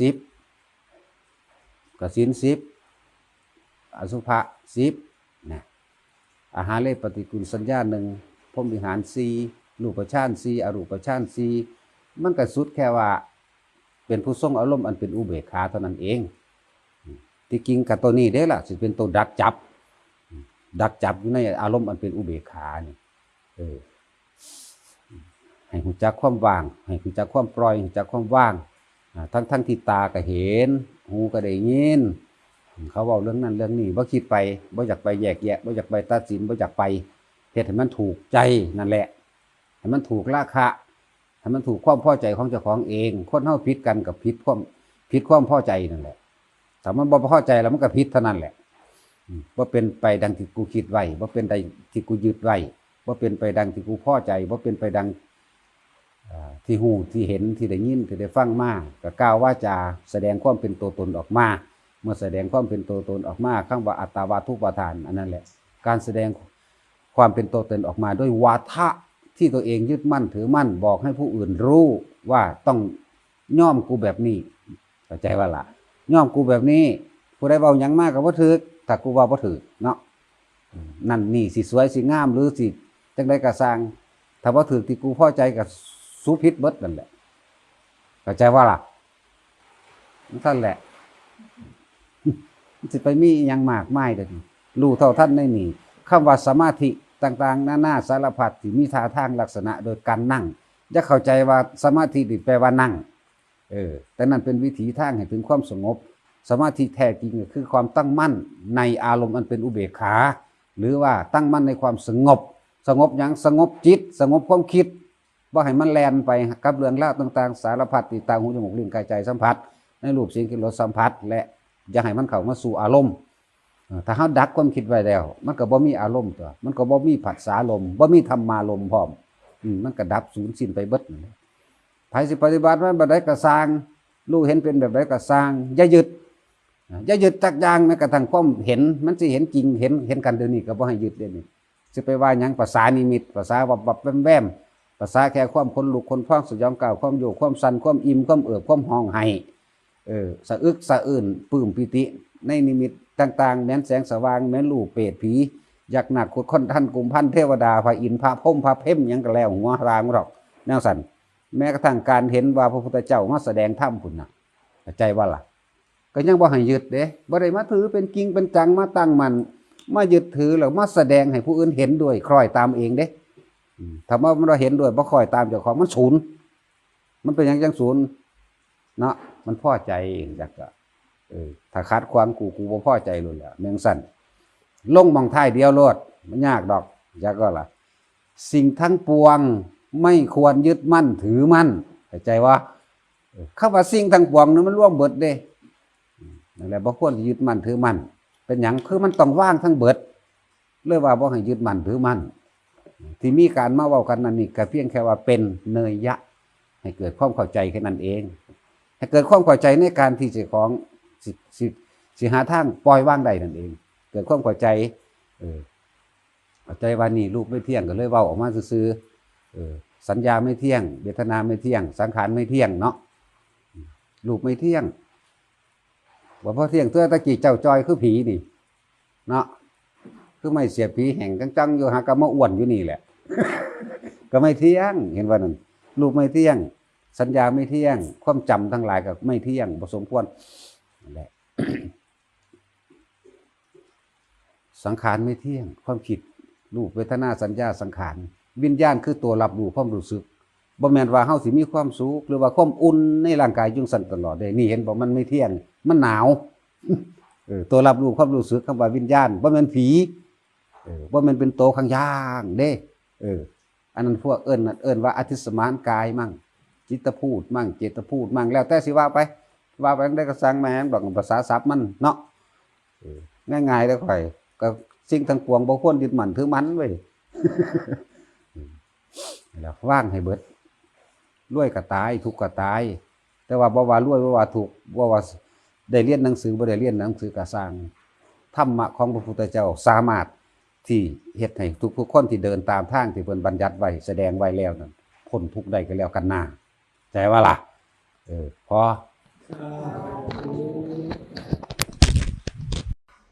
ความรู้จริงกับความรู้จำนั่นน่ะมันมีประสบการณ์ต่างกันแท้เด้อพวกเฮาคนออกมาปฏิบัติจริงๆแล้วเขามาอยู่ผู้เดียวอยู่น้ำป่ามั่งอยู่ในวัดเฮานี่ก็ตามความรู้จริงกับความรู้จำจึงต่างกันตรงที่ว่าเฮาสิได้ประสบการณ์จริงคนที่รู้จริงๆคนที่ปฏิบัติตัวเองจริงๆน่ะแต่ว่าอานาปานสติจังซี่เขาก็สิรู้พยายามควบคุมลมหายใจของเจ้าของเองรู้อยู่ในลมเข้ารู้อยู่ในลมออกของเจ้าของเองมันนึกคิดไปหาผู้อื่นคิดหาบุคคลที่รักจังซี่มันก็สติมันก็ดึงกลับมาหาลมหายใจเจ้าของอีกเดี๋ยวก็นึกไปถึงห่วงบ้านห่วงบุคคลต่างๆนานาสารพัดคิดไปถึงทรัพย์สินสมบัติอันนั้นอันนี้มั่งเขาก็ดึงกลับมาล่มเด้แต่ความรู้จริงมันที่รู้อยู่นี่คือรู้ตัวเองรู้สึกตัวเองเด้รู้สึกว่าตอนนี้มันขยับไปถึงผู้นั้นดึงกลับเข้ามานี่คือเขารู้สึกตัวเองตอนอารมณ์ความรู้สึกยังมีความห่วงยังมีความกังวลยังมีความอยากได้อยากเป็นอันนั้นอันนี้อยู่บอกนี่เขาสิพิจารณาในตัวเองนี่เด้นี่คือความรู้จริงที่เราต้องคัดเกลาเจ้าของเองเห็นความอยากของเจ้าของเองเห็นความยึดของเจ้าของเองเห็นความอยากก็คือว่าอยากได้และอยากเป็นเห็นความยึดก็คือเห็นอารมณ์ยังมีความรู้สึกยินดีและไม่ยินดีกับสิ่งใดความรู้สึกว่ายินดีพอใจกับสิ่งนั้นสิ่งนี้เนี่ยมันก็จะเห็นประกอบไปพร้อมกับคำว่าล้วนแล้วแต่เป็นความอยากอันนี้ความยินดีอันนี้เป็นเหตุเป็นปัจจัยให้ไปเกิดในภพต่างๆและอารมณ์ความรู้สึกแบบนี้ในความลุ่มหลงในจุฏฐาบรรดาศักดิ์ในลาภในสักการะในทรัพย์สินสมบัติที่เจ้าของมีความรู้สึกนี่เพิ่นเทียบไว้แล้วว่าความรู้สึกนี่จะไปเกิดเป็นเดรัจฉานได้นี่นะมันก็เห็นโทษเห็นคติเห็นทางไปพอมันก็เฝ้าดึงกลับขึ้นมาสู่ลมหายใจเจ้าของอีกมาควบคุมกันอยู่เพราะสำนีความไม่ยินดีไม่พอใจอย่างสิอารมณ์นี่ความรู้สึกนี่ถ้าเขายังมีความบ่พอใจแบบนั้นแบบนี้ที่นี่ก็อารมณ์นี่มันลงนรกได้นี่นะนั่นแหละเป็นนิรยคติภพได้อันนี้เนี่ยเขาสิเบิ่งเจ้าของจังสี่เด้นี่ได้คนปฏิบัติจริงๆนั่นแหละ ส่วนความรู้จำนั่นน่ะอ่านมาฟังมาขาดคะเนเอาจำได้โดยที่บางที่ก็เอาที่เพิ่นสรุปลงให้ว่าเป็นจังสั้นเป็นจังซี่ความคิดนี้เป็นเหตุเป็นปัจจัยบังเกิดภพแบบนั้นตกนรกแบบนั้นไปสวรรค์แบบนั้นก็ไปจำเอาคำตอบนั้นหนึ่งอันที่สองก็ขาดคะเนเอาเองใส่ความน่าจะเป็นคือเอาความเห็นของเป็นใหญ่เอาเองนี่เป็นประเภทความรู้จำบ่แม่นคนที่เขามารู้ในลมหายใจเจ้าของบ่แม่นคนที่เขามาเบิ่งความรู้สึกนึกคิดเจ้าของคนพวกนี้นั่นแหละถึงแต่ว่าเฮาคนที่ศึกษาธรรมะได้ยินได้ฟังธรรมะพุทธวจนะคำสอนพุทธเจ้าต่างๆนานาสารพัด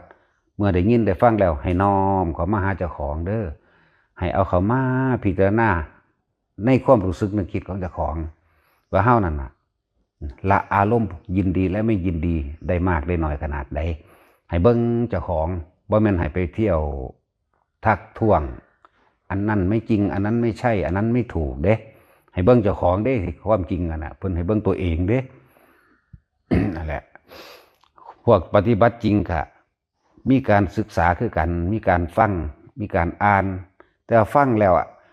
ปุ๊บเขาสิน้อมเขามาเบิ่งใส่ความคิดเจ้าของน้อมใส่ความอยากเจ้าของความรู้สึกเจ้าของเป็นแบบนั้นเป็นแบบนี้โ โอ้ตัวนี้เขาเป็นแบบนี้นอนี่เนี่ยเขาสิดึงเขามาแบบนี้เด้โอ้ตัวนี้เป็นแบบนี้ตัวนี้เป็นแบบนี้กูเป็นแบบนี้นอนี่นะฟังเบิ่งไปอีกโอ้เพิ่นใส่วิธีระงับแบบนี้นอเนี่ยก็เฮ็ดตามเด้บ่แม่นพูดตามเฮ็ดตามบ่แม่นเว้าตามแล้วเอาไปตำหนิผู้นั้นตำหนิผู้นี้อันนั้นถูกอันนี้ไม่ถูกคนละเรื่องกันเลยนั่นแหละส่วนมากความรู้จำเนี่ยนำไปเกิดใหม่ส่วนมากก็คือตกนรกเพราะว่ามันสิเอาไปเทียบผู้นั้นเอาไปเทียบผู้นี้ถ้ามีผู้เถียงมันกับสิ่งที่มันยึดไว้ในความคิดเห็นของมันเองมันสิศูนย์เขามันสิด่าเขามันสิเอานรกให้เขาจังสั่นจังซี่ย่านบาปย่านโง่มั่งมันสิว่าเด้แต่มันบ่รู้อารมณ์มันเด้จึงบอกว่าความรู้จริงกับความรู้จังจำนะต่างกันยิ่งกว่าฟ้ากับดินอีกยิ่งกว่าฟ้ากับดินเด้มันธรรมดา ความรู้จริงเขาสิเบิ่งอารมณ์เจ้าของเขาสิเบิ่งความคิดเจ้าของโอ้คิดแบบนี้ไปแบบนี้แล้วเนาะเนี่ยก็เกิดเห็นให้อารมณ์พอใจกับสิ่งนี้แล้วเนาะบ่พอใจกับสิ่งนี้แล้วเนาะนี่เขาสิรีบพยายามละกับเข้ามาสู่ลมหายใจเจ้าของการละนั่นน่ะบ่แม่นการคิดเอาเด้เป็นการเลิกคิดเป็นการเลิกตามคิดถึงต่างหากได้การละมันจริงๆนั่นน่ะเป็นการได้ยินได้ฟังหรือว่าปัญญาแปลว่าความรับรู้ในกองสังขารที่เพิ่นบอกมาแล้วแสดงมาแล้วนั่นเป็นความเห็นอันประกอบไปด้วยความเห็นว่านี่เป็นสัมมาทิฏฐิความเห็นอันนี้เฮาก็ลงความเห็นว่าเป็นจริงดังนั้นนั่นแล้วก็เพื่อเลยเป็นสัมมาทิฏฐิเป็นความเห็นถูกต้องโดยธรรมความเห็นถูกต้องตามความเป็นจริงโอ้มันจริงอย่างนี้จังซี่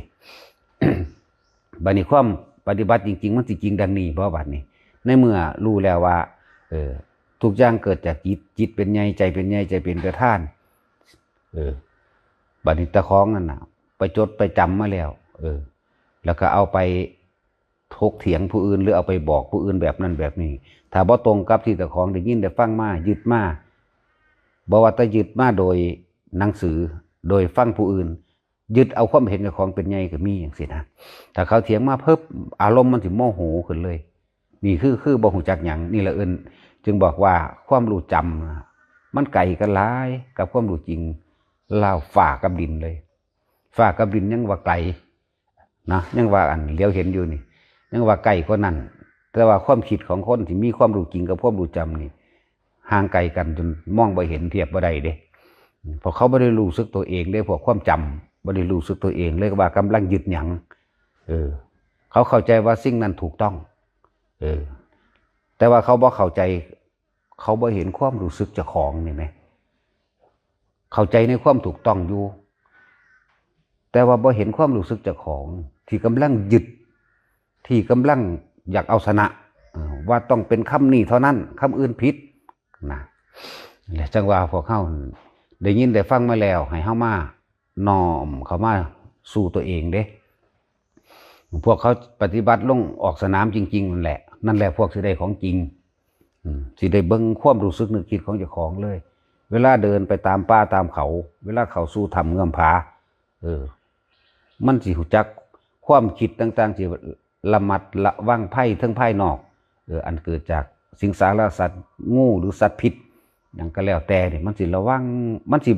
ปกป้องตัวเองอยู่ตลอดเด้นะ คนเคยเข้าป่าเข้าถ้ำสิเข้าใจดีวันนี้มันสิระวังความคิดเจ้าของไปอีกแบบหนึ่งระวังโดยว่าเฮาต้องระมัดระวังอย่าให้ส่งจิตออกนอกในความโลภอย่าอยากได้นั่นอย่าอยากได้นี่อยากเห็นนั่นอยากเห็นนี่บ่ต้องเนี่ยมันสิคอยประคองอยู่ในลมหายใจเจ้าของนั่นแหละเขาจะเอาลมนั่นแหละเป็นเครื่องอยู่ นี่คือพวกเขาไปจริงๆมันสิเบิ่งซ้ายมันสิเบิ่งขวาในการก้าวย่างไปตามทางมันสิบ่เบิดทะเลไปพุ่นดอกนี่พวกเขาจะปฏิบัติจริงๆระมัดระวังว่าเวลาปีนเขาเวลาขึ้นตามผู้ตามเหวจังสิเบิ่งพุ่นเบิ่งพี่ซะก่อนนี่ความรู้จริงเป็นแบบนี้เขาจะระมัดระวังตัวเองความรู้จำบ่ได้ระมัดระวังตัวเองเด้อตามที่เฮาได้ยินได้ฟังมานี่อ่านนอนอยู่ในเฮือนนอนอยู่ในมุ้งนอนเบิ่งในโทรทัศน์ในโทรศัพท์อ่านขาขึ้นห่างเสยเฮ็ดขาแดกๆเปิดพัดลมแล้วก็คาดคะเนเอาได้บัดนี้คาดคะเนจังสั่นจังสี่ไปเห็นผู้เห็นหมู่ภิกษุสงฆ์เฮ็ดบ่ บ่เป็นไปตามที่เจ้าของจำมากับเจ้าของ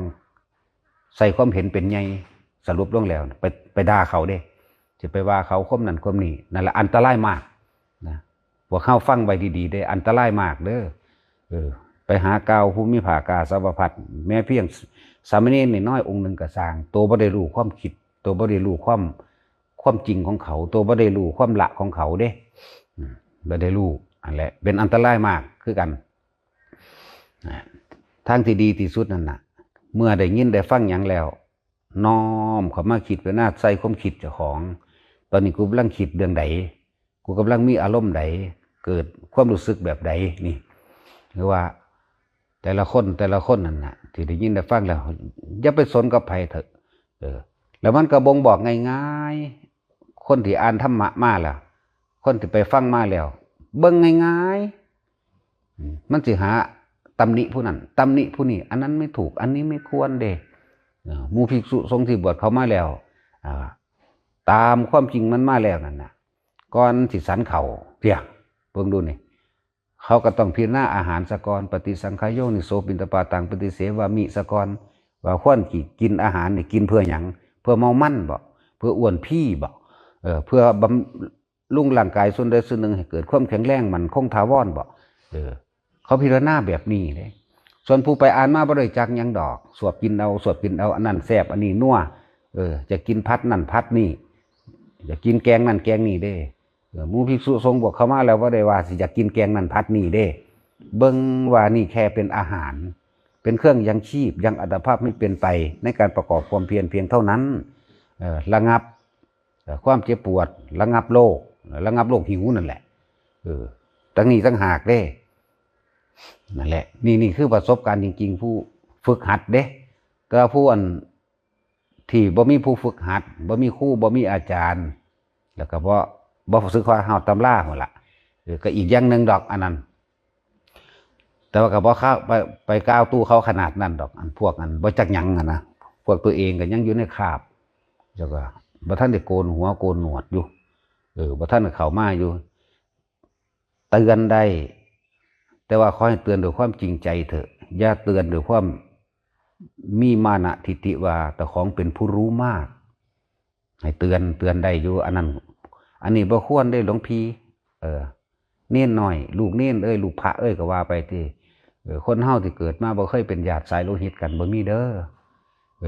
อย่าเอาความเห็นส่วนตัวแก้ตัวจากการได้ยินได้ฟังมาไปว่าให้กันในโลกนี้ที่ว่าเกิดมาเป็นสายญาติสายโลหิตกันบ่มีเลยเตือนไว้จะอวดดีอวดเก่งหลายจะทำลายเจ้าของการไปว่าให้ผู้จังสันสิมันเป็นการทำลายเจ้าของเด่นเมื่อไปไถเด้อารมณ์นั้นย้อนหาเจ้าของทั้งเบิด นั่นแหละแม้ขนาดสันเข่ากินเข่านี่เขาเจ้าก็ยังพิจารณาการใส่ผ้าแต่ละอันตรยางเขาเจ้าก็พิจารณาเด้พิจารณาผ้าเด้ผ้าจีวรว่าจังสี่ผ้าสังฆาว่าแบบนี้เด้ผ้าสบงว่าแบบนี้อังสะว่าแบบนี้ผ้าอันอื่นๆอันเป็นบริวารบอกแบบนี้ต้องมีการพินทุภาษาว่าพินทุอธิษฐานใส่นี่พิจารณาเบิดส่วนบ่หูจักหยังนั้นจะจอบถ้าถัดไปเว้าไปว่าความนั้นความนี้คือนั่นคือบ่จักหยังทำลายตัวเองนั่นแหละหลายอย่างที่คนบ่เข้าใจไปจื้อเอาแต่คำมันมา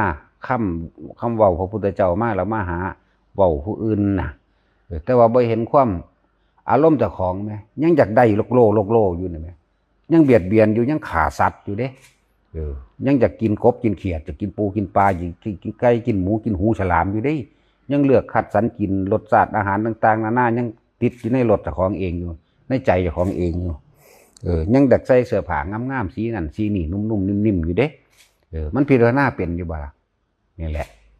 พระบ่ได้เป็นจังซั่นเด้อนั่นจังว่าผู้ใดอยากบวชลูกบวชหลานจังสิให้บวชอยู่ไกลๆบ้านถ้าอยากได้บุญจริงๆถ้าอยากได้อาศัยหาเขาบรรลุธรรมมาได้ก็พ่อได้อาศัยปัญญาของเขาเขาบอกเขาสอนหรือมีกุศโลบายหลายอย่างให้พ่อให้แม่เอาไปบวชอยู่ไกลๆบ้านอย่าบวชอยู่ไกลบ้านถ้าบวชอยู่ไกลบ้านมันออกมาได้พวกเคยกินเหล้าก็จะหาเหล้าไม่กันกินพวกเคยกินยาบ้าก็จะหายาบ้าไม่กันกินเคยสูบ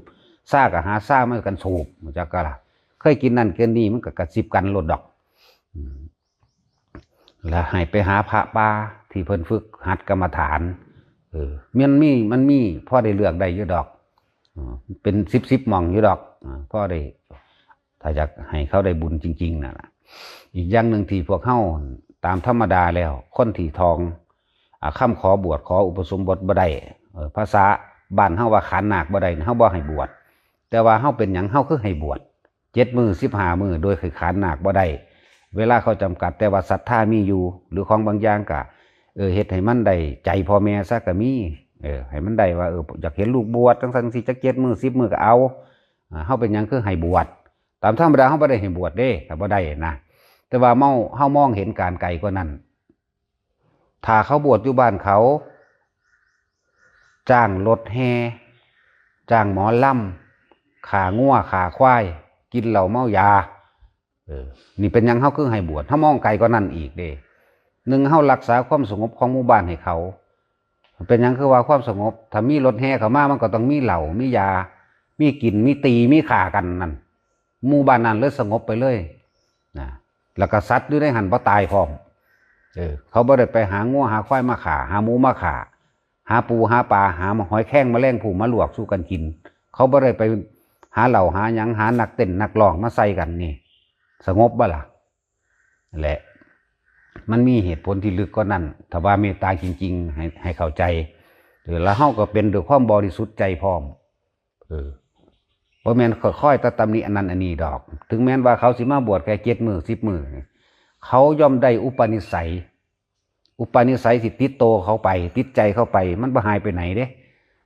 ได้สิ่งที่ดีเป็นเมล็ดพันธุ์พืชไว้แล้วได้นอที่ดีแล้วมันก็คิดลึกเข้าไปตัวบัดนี้เวลาไปเห็นอยู่มืออื่นมองไกลแล้วมันก็ฟังไว้แล้วว่าอาจารย์สอนว่านี่สู้จะไปตำหนิไผสู้เห็นอันใดแล้วเขาเฮ็ดบ่ดีสู้เอามาสอนเจ้าของเองอย่าไปว่า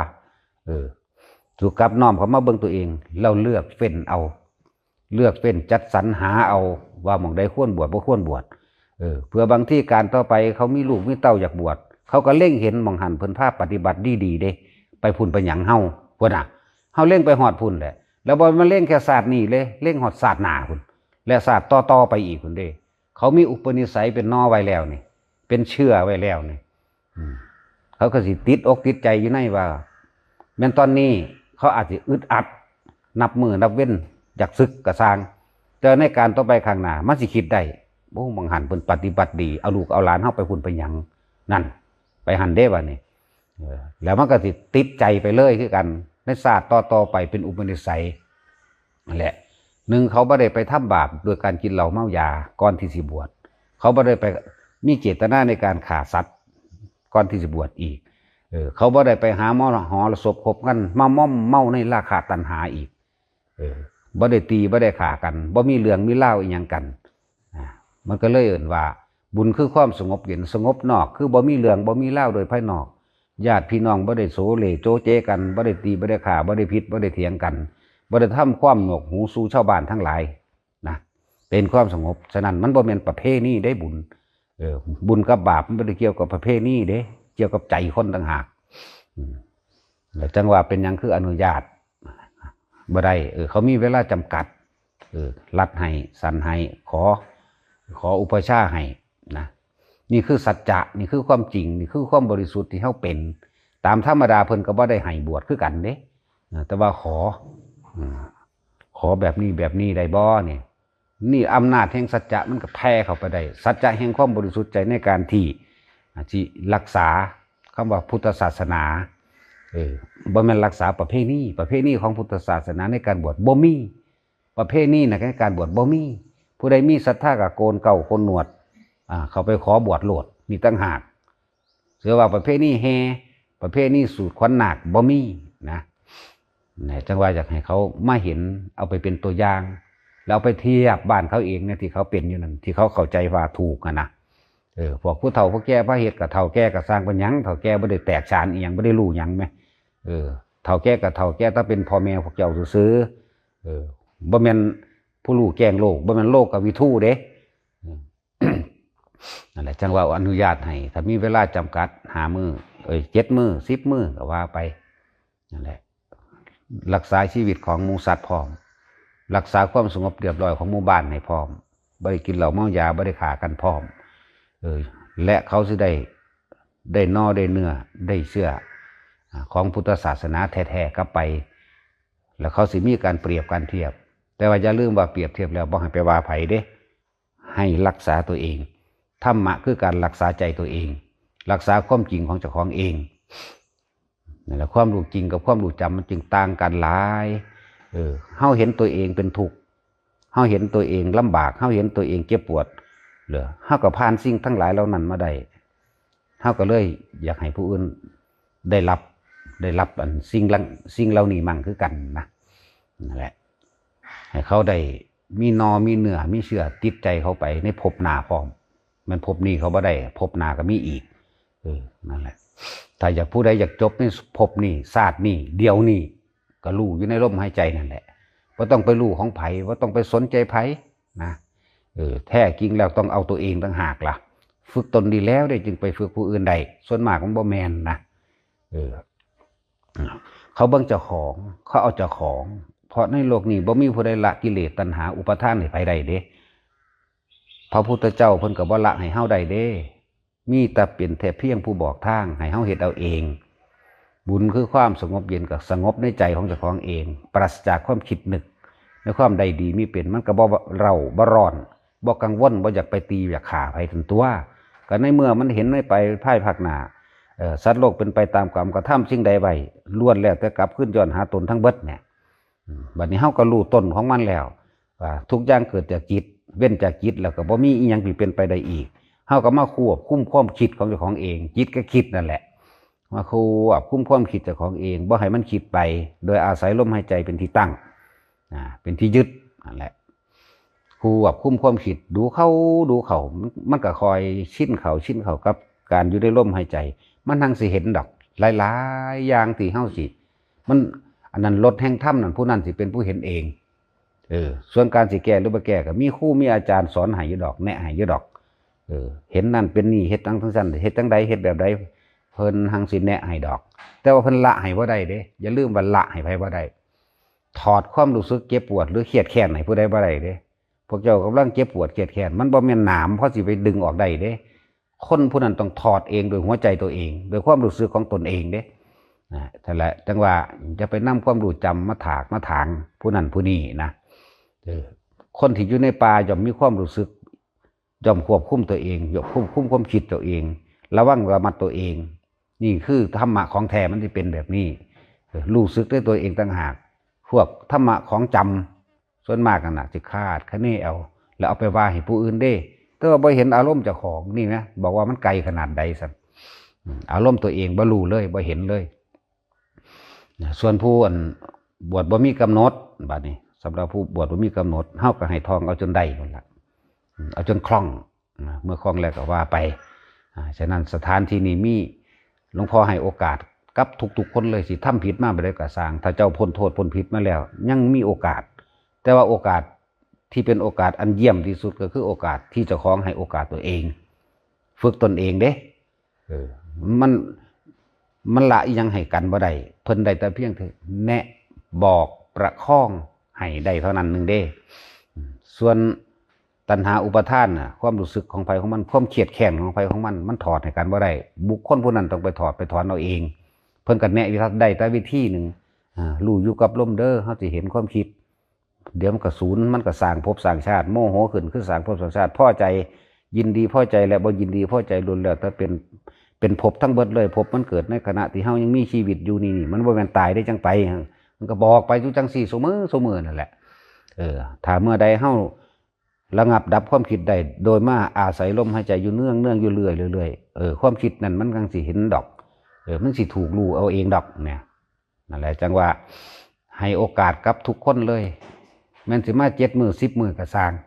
ดีกว่าอยู่บ้านพวกเจ้าแล้วก็จะไปสนคำคนนั้นบ่แม่นโลกวิทูนะคนแปลว่าวุ่นแปลว่าว่ายแปลว่าหยุ่งแปลว่าอยากเฮ็ดดังใจเจ้าของเองทำลายประเพณีจังซั่นสิมันบ่ทำลายดอกถ้าสิเอาจริงๆตามประเพณีบ้านเฮาก็บ่ให้เสียถ้าไม่กินเหล้าไม่มีมหรสพครบงานบ่มีการดูหนังฟังเพลงบ่มีอีหยังเข้ามาปนถ้าสิเอาร่วมกันจริงๆน่ะก็คือ หาอาหารที่ว่านั่นก็ไปซื้อเอาอยู่ตลาดพุ่นแล้วก็พาพ่อแม่พี่น้องพากันคือบ่มีมหรสพครบกันอีหยังเลยดีใจ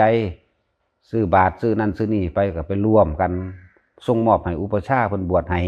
โดยบ่มีทุบไข่นึงก็บ่มีนี่แหมเหล้าจอกนึงก็บ่มีนี่แหมมหรสพครบกันก็บ่มีนี่แหมเอาเฉพาะญาติเจ้าของแหมถ้าอยากรักษาประเพณีแหมอันนี้มันบ่แม่นติมันมีแต่อยากเมาไปซื่อๆอยากเมาบุญหรือเมาบุญพร้อมนั่นแหละแต่ว่าบ่ฮู้จักว่านั่นคือบาปจักว่าให้โอกาสแม้นว่าพวกเจ้าสิบวชน้อยก็ให้โอกาสเพราะให้มันได้นอได้เนื้อได้เสื้อได้เสื้อมันจริงๆแน่นะนั่นสิหามือ10มือก็ยังให้โอกาสแต่ว่าผู้ว่าบ่มีกำหนดตั้งใจอยู่นั่นอันนั้นบ่ทันอย่าพึ่งว่าไปตลอดชีวิตหรือหยังก็อย่าว่าไปค่อยๆเฮ็ดไปเพื่อมันอยู่บ่ได้เมื่อมันอยู่บ่ได้ก็ลาสิกขาออกไปมันก็แค่นั้นมันบ่ได้เป็นบาปเป็นอีหยังเพราะว่าผมทนบ่ได้ก็จังออกไปจังซี่จังว่าให้โอกาสกับทุกคนแต่ว่าคนตนเองคนนั้นสิให้โอกาสตนเองบ่โอกาสนี่มหาศาลและบุญมหาศาลคือเกิดมาพบพ่อพุทธศาสนาเด้บ่แม่นว่ามาพ่อเฮาเด้มาพบพ่อพุทธศาสนาแล้วเด้บ่แม่นว่ามาพ่อหลวงพ่อนี่บ่แม่นวัดนี่เด้ทั่วโลกนั่นแหละอันใดก็ตามคำสอนพุทธเจ้ามีอยู่ในตำราแล้วถ้าคนสิฝึกหัดจริงๆอ่านเอาแล้วมาน้อมใส่เจ้าของบ่ไปน้อมใส่ผู้อื่นเด้นี่คือโอกาสเนี่ยว่ามันเป็นของยากเกิดเป็นคนก็ยากแล้วพุทธเจ้าเกิดยากก็คนอีกนั่นแหละเพราะ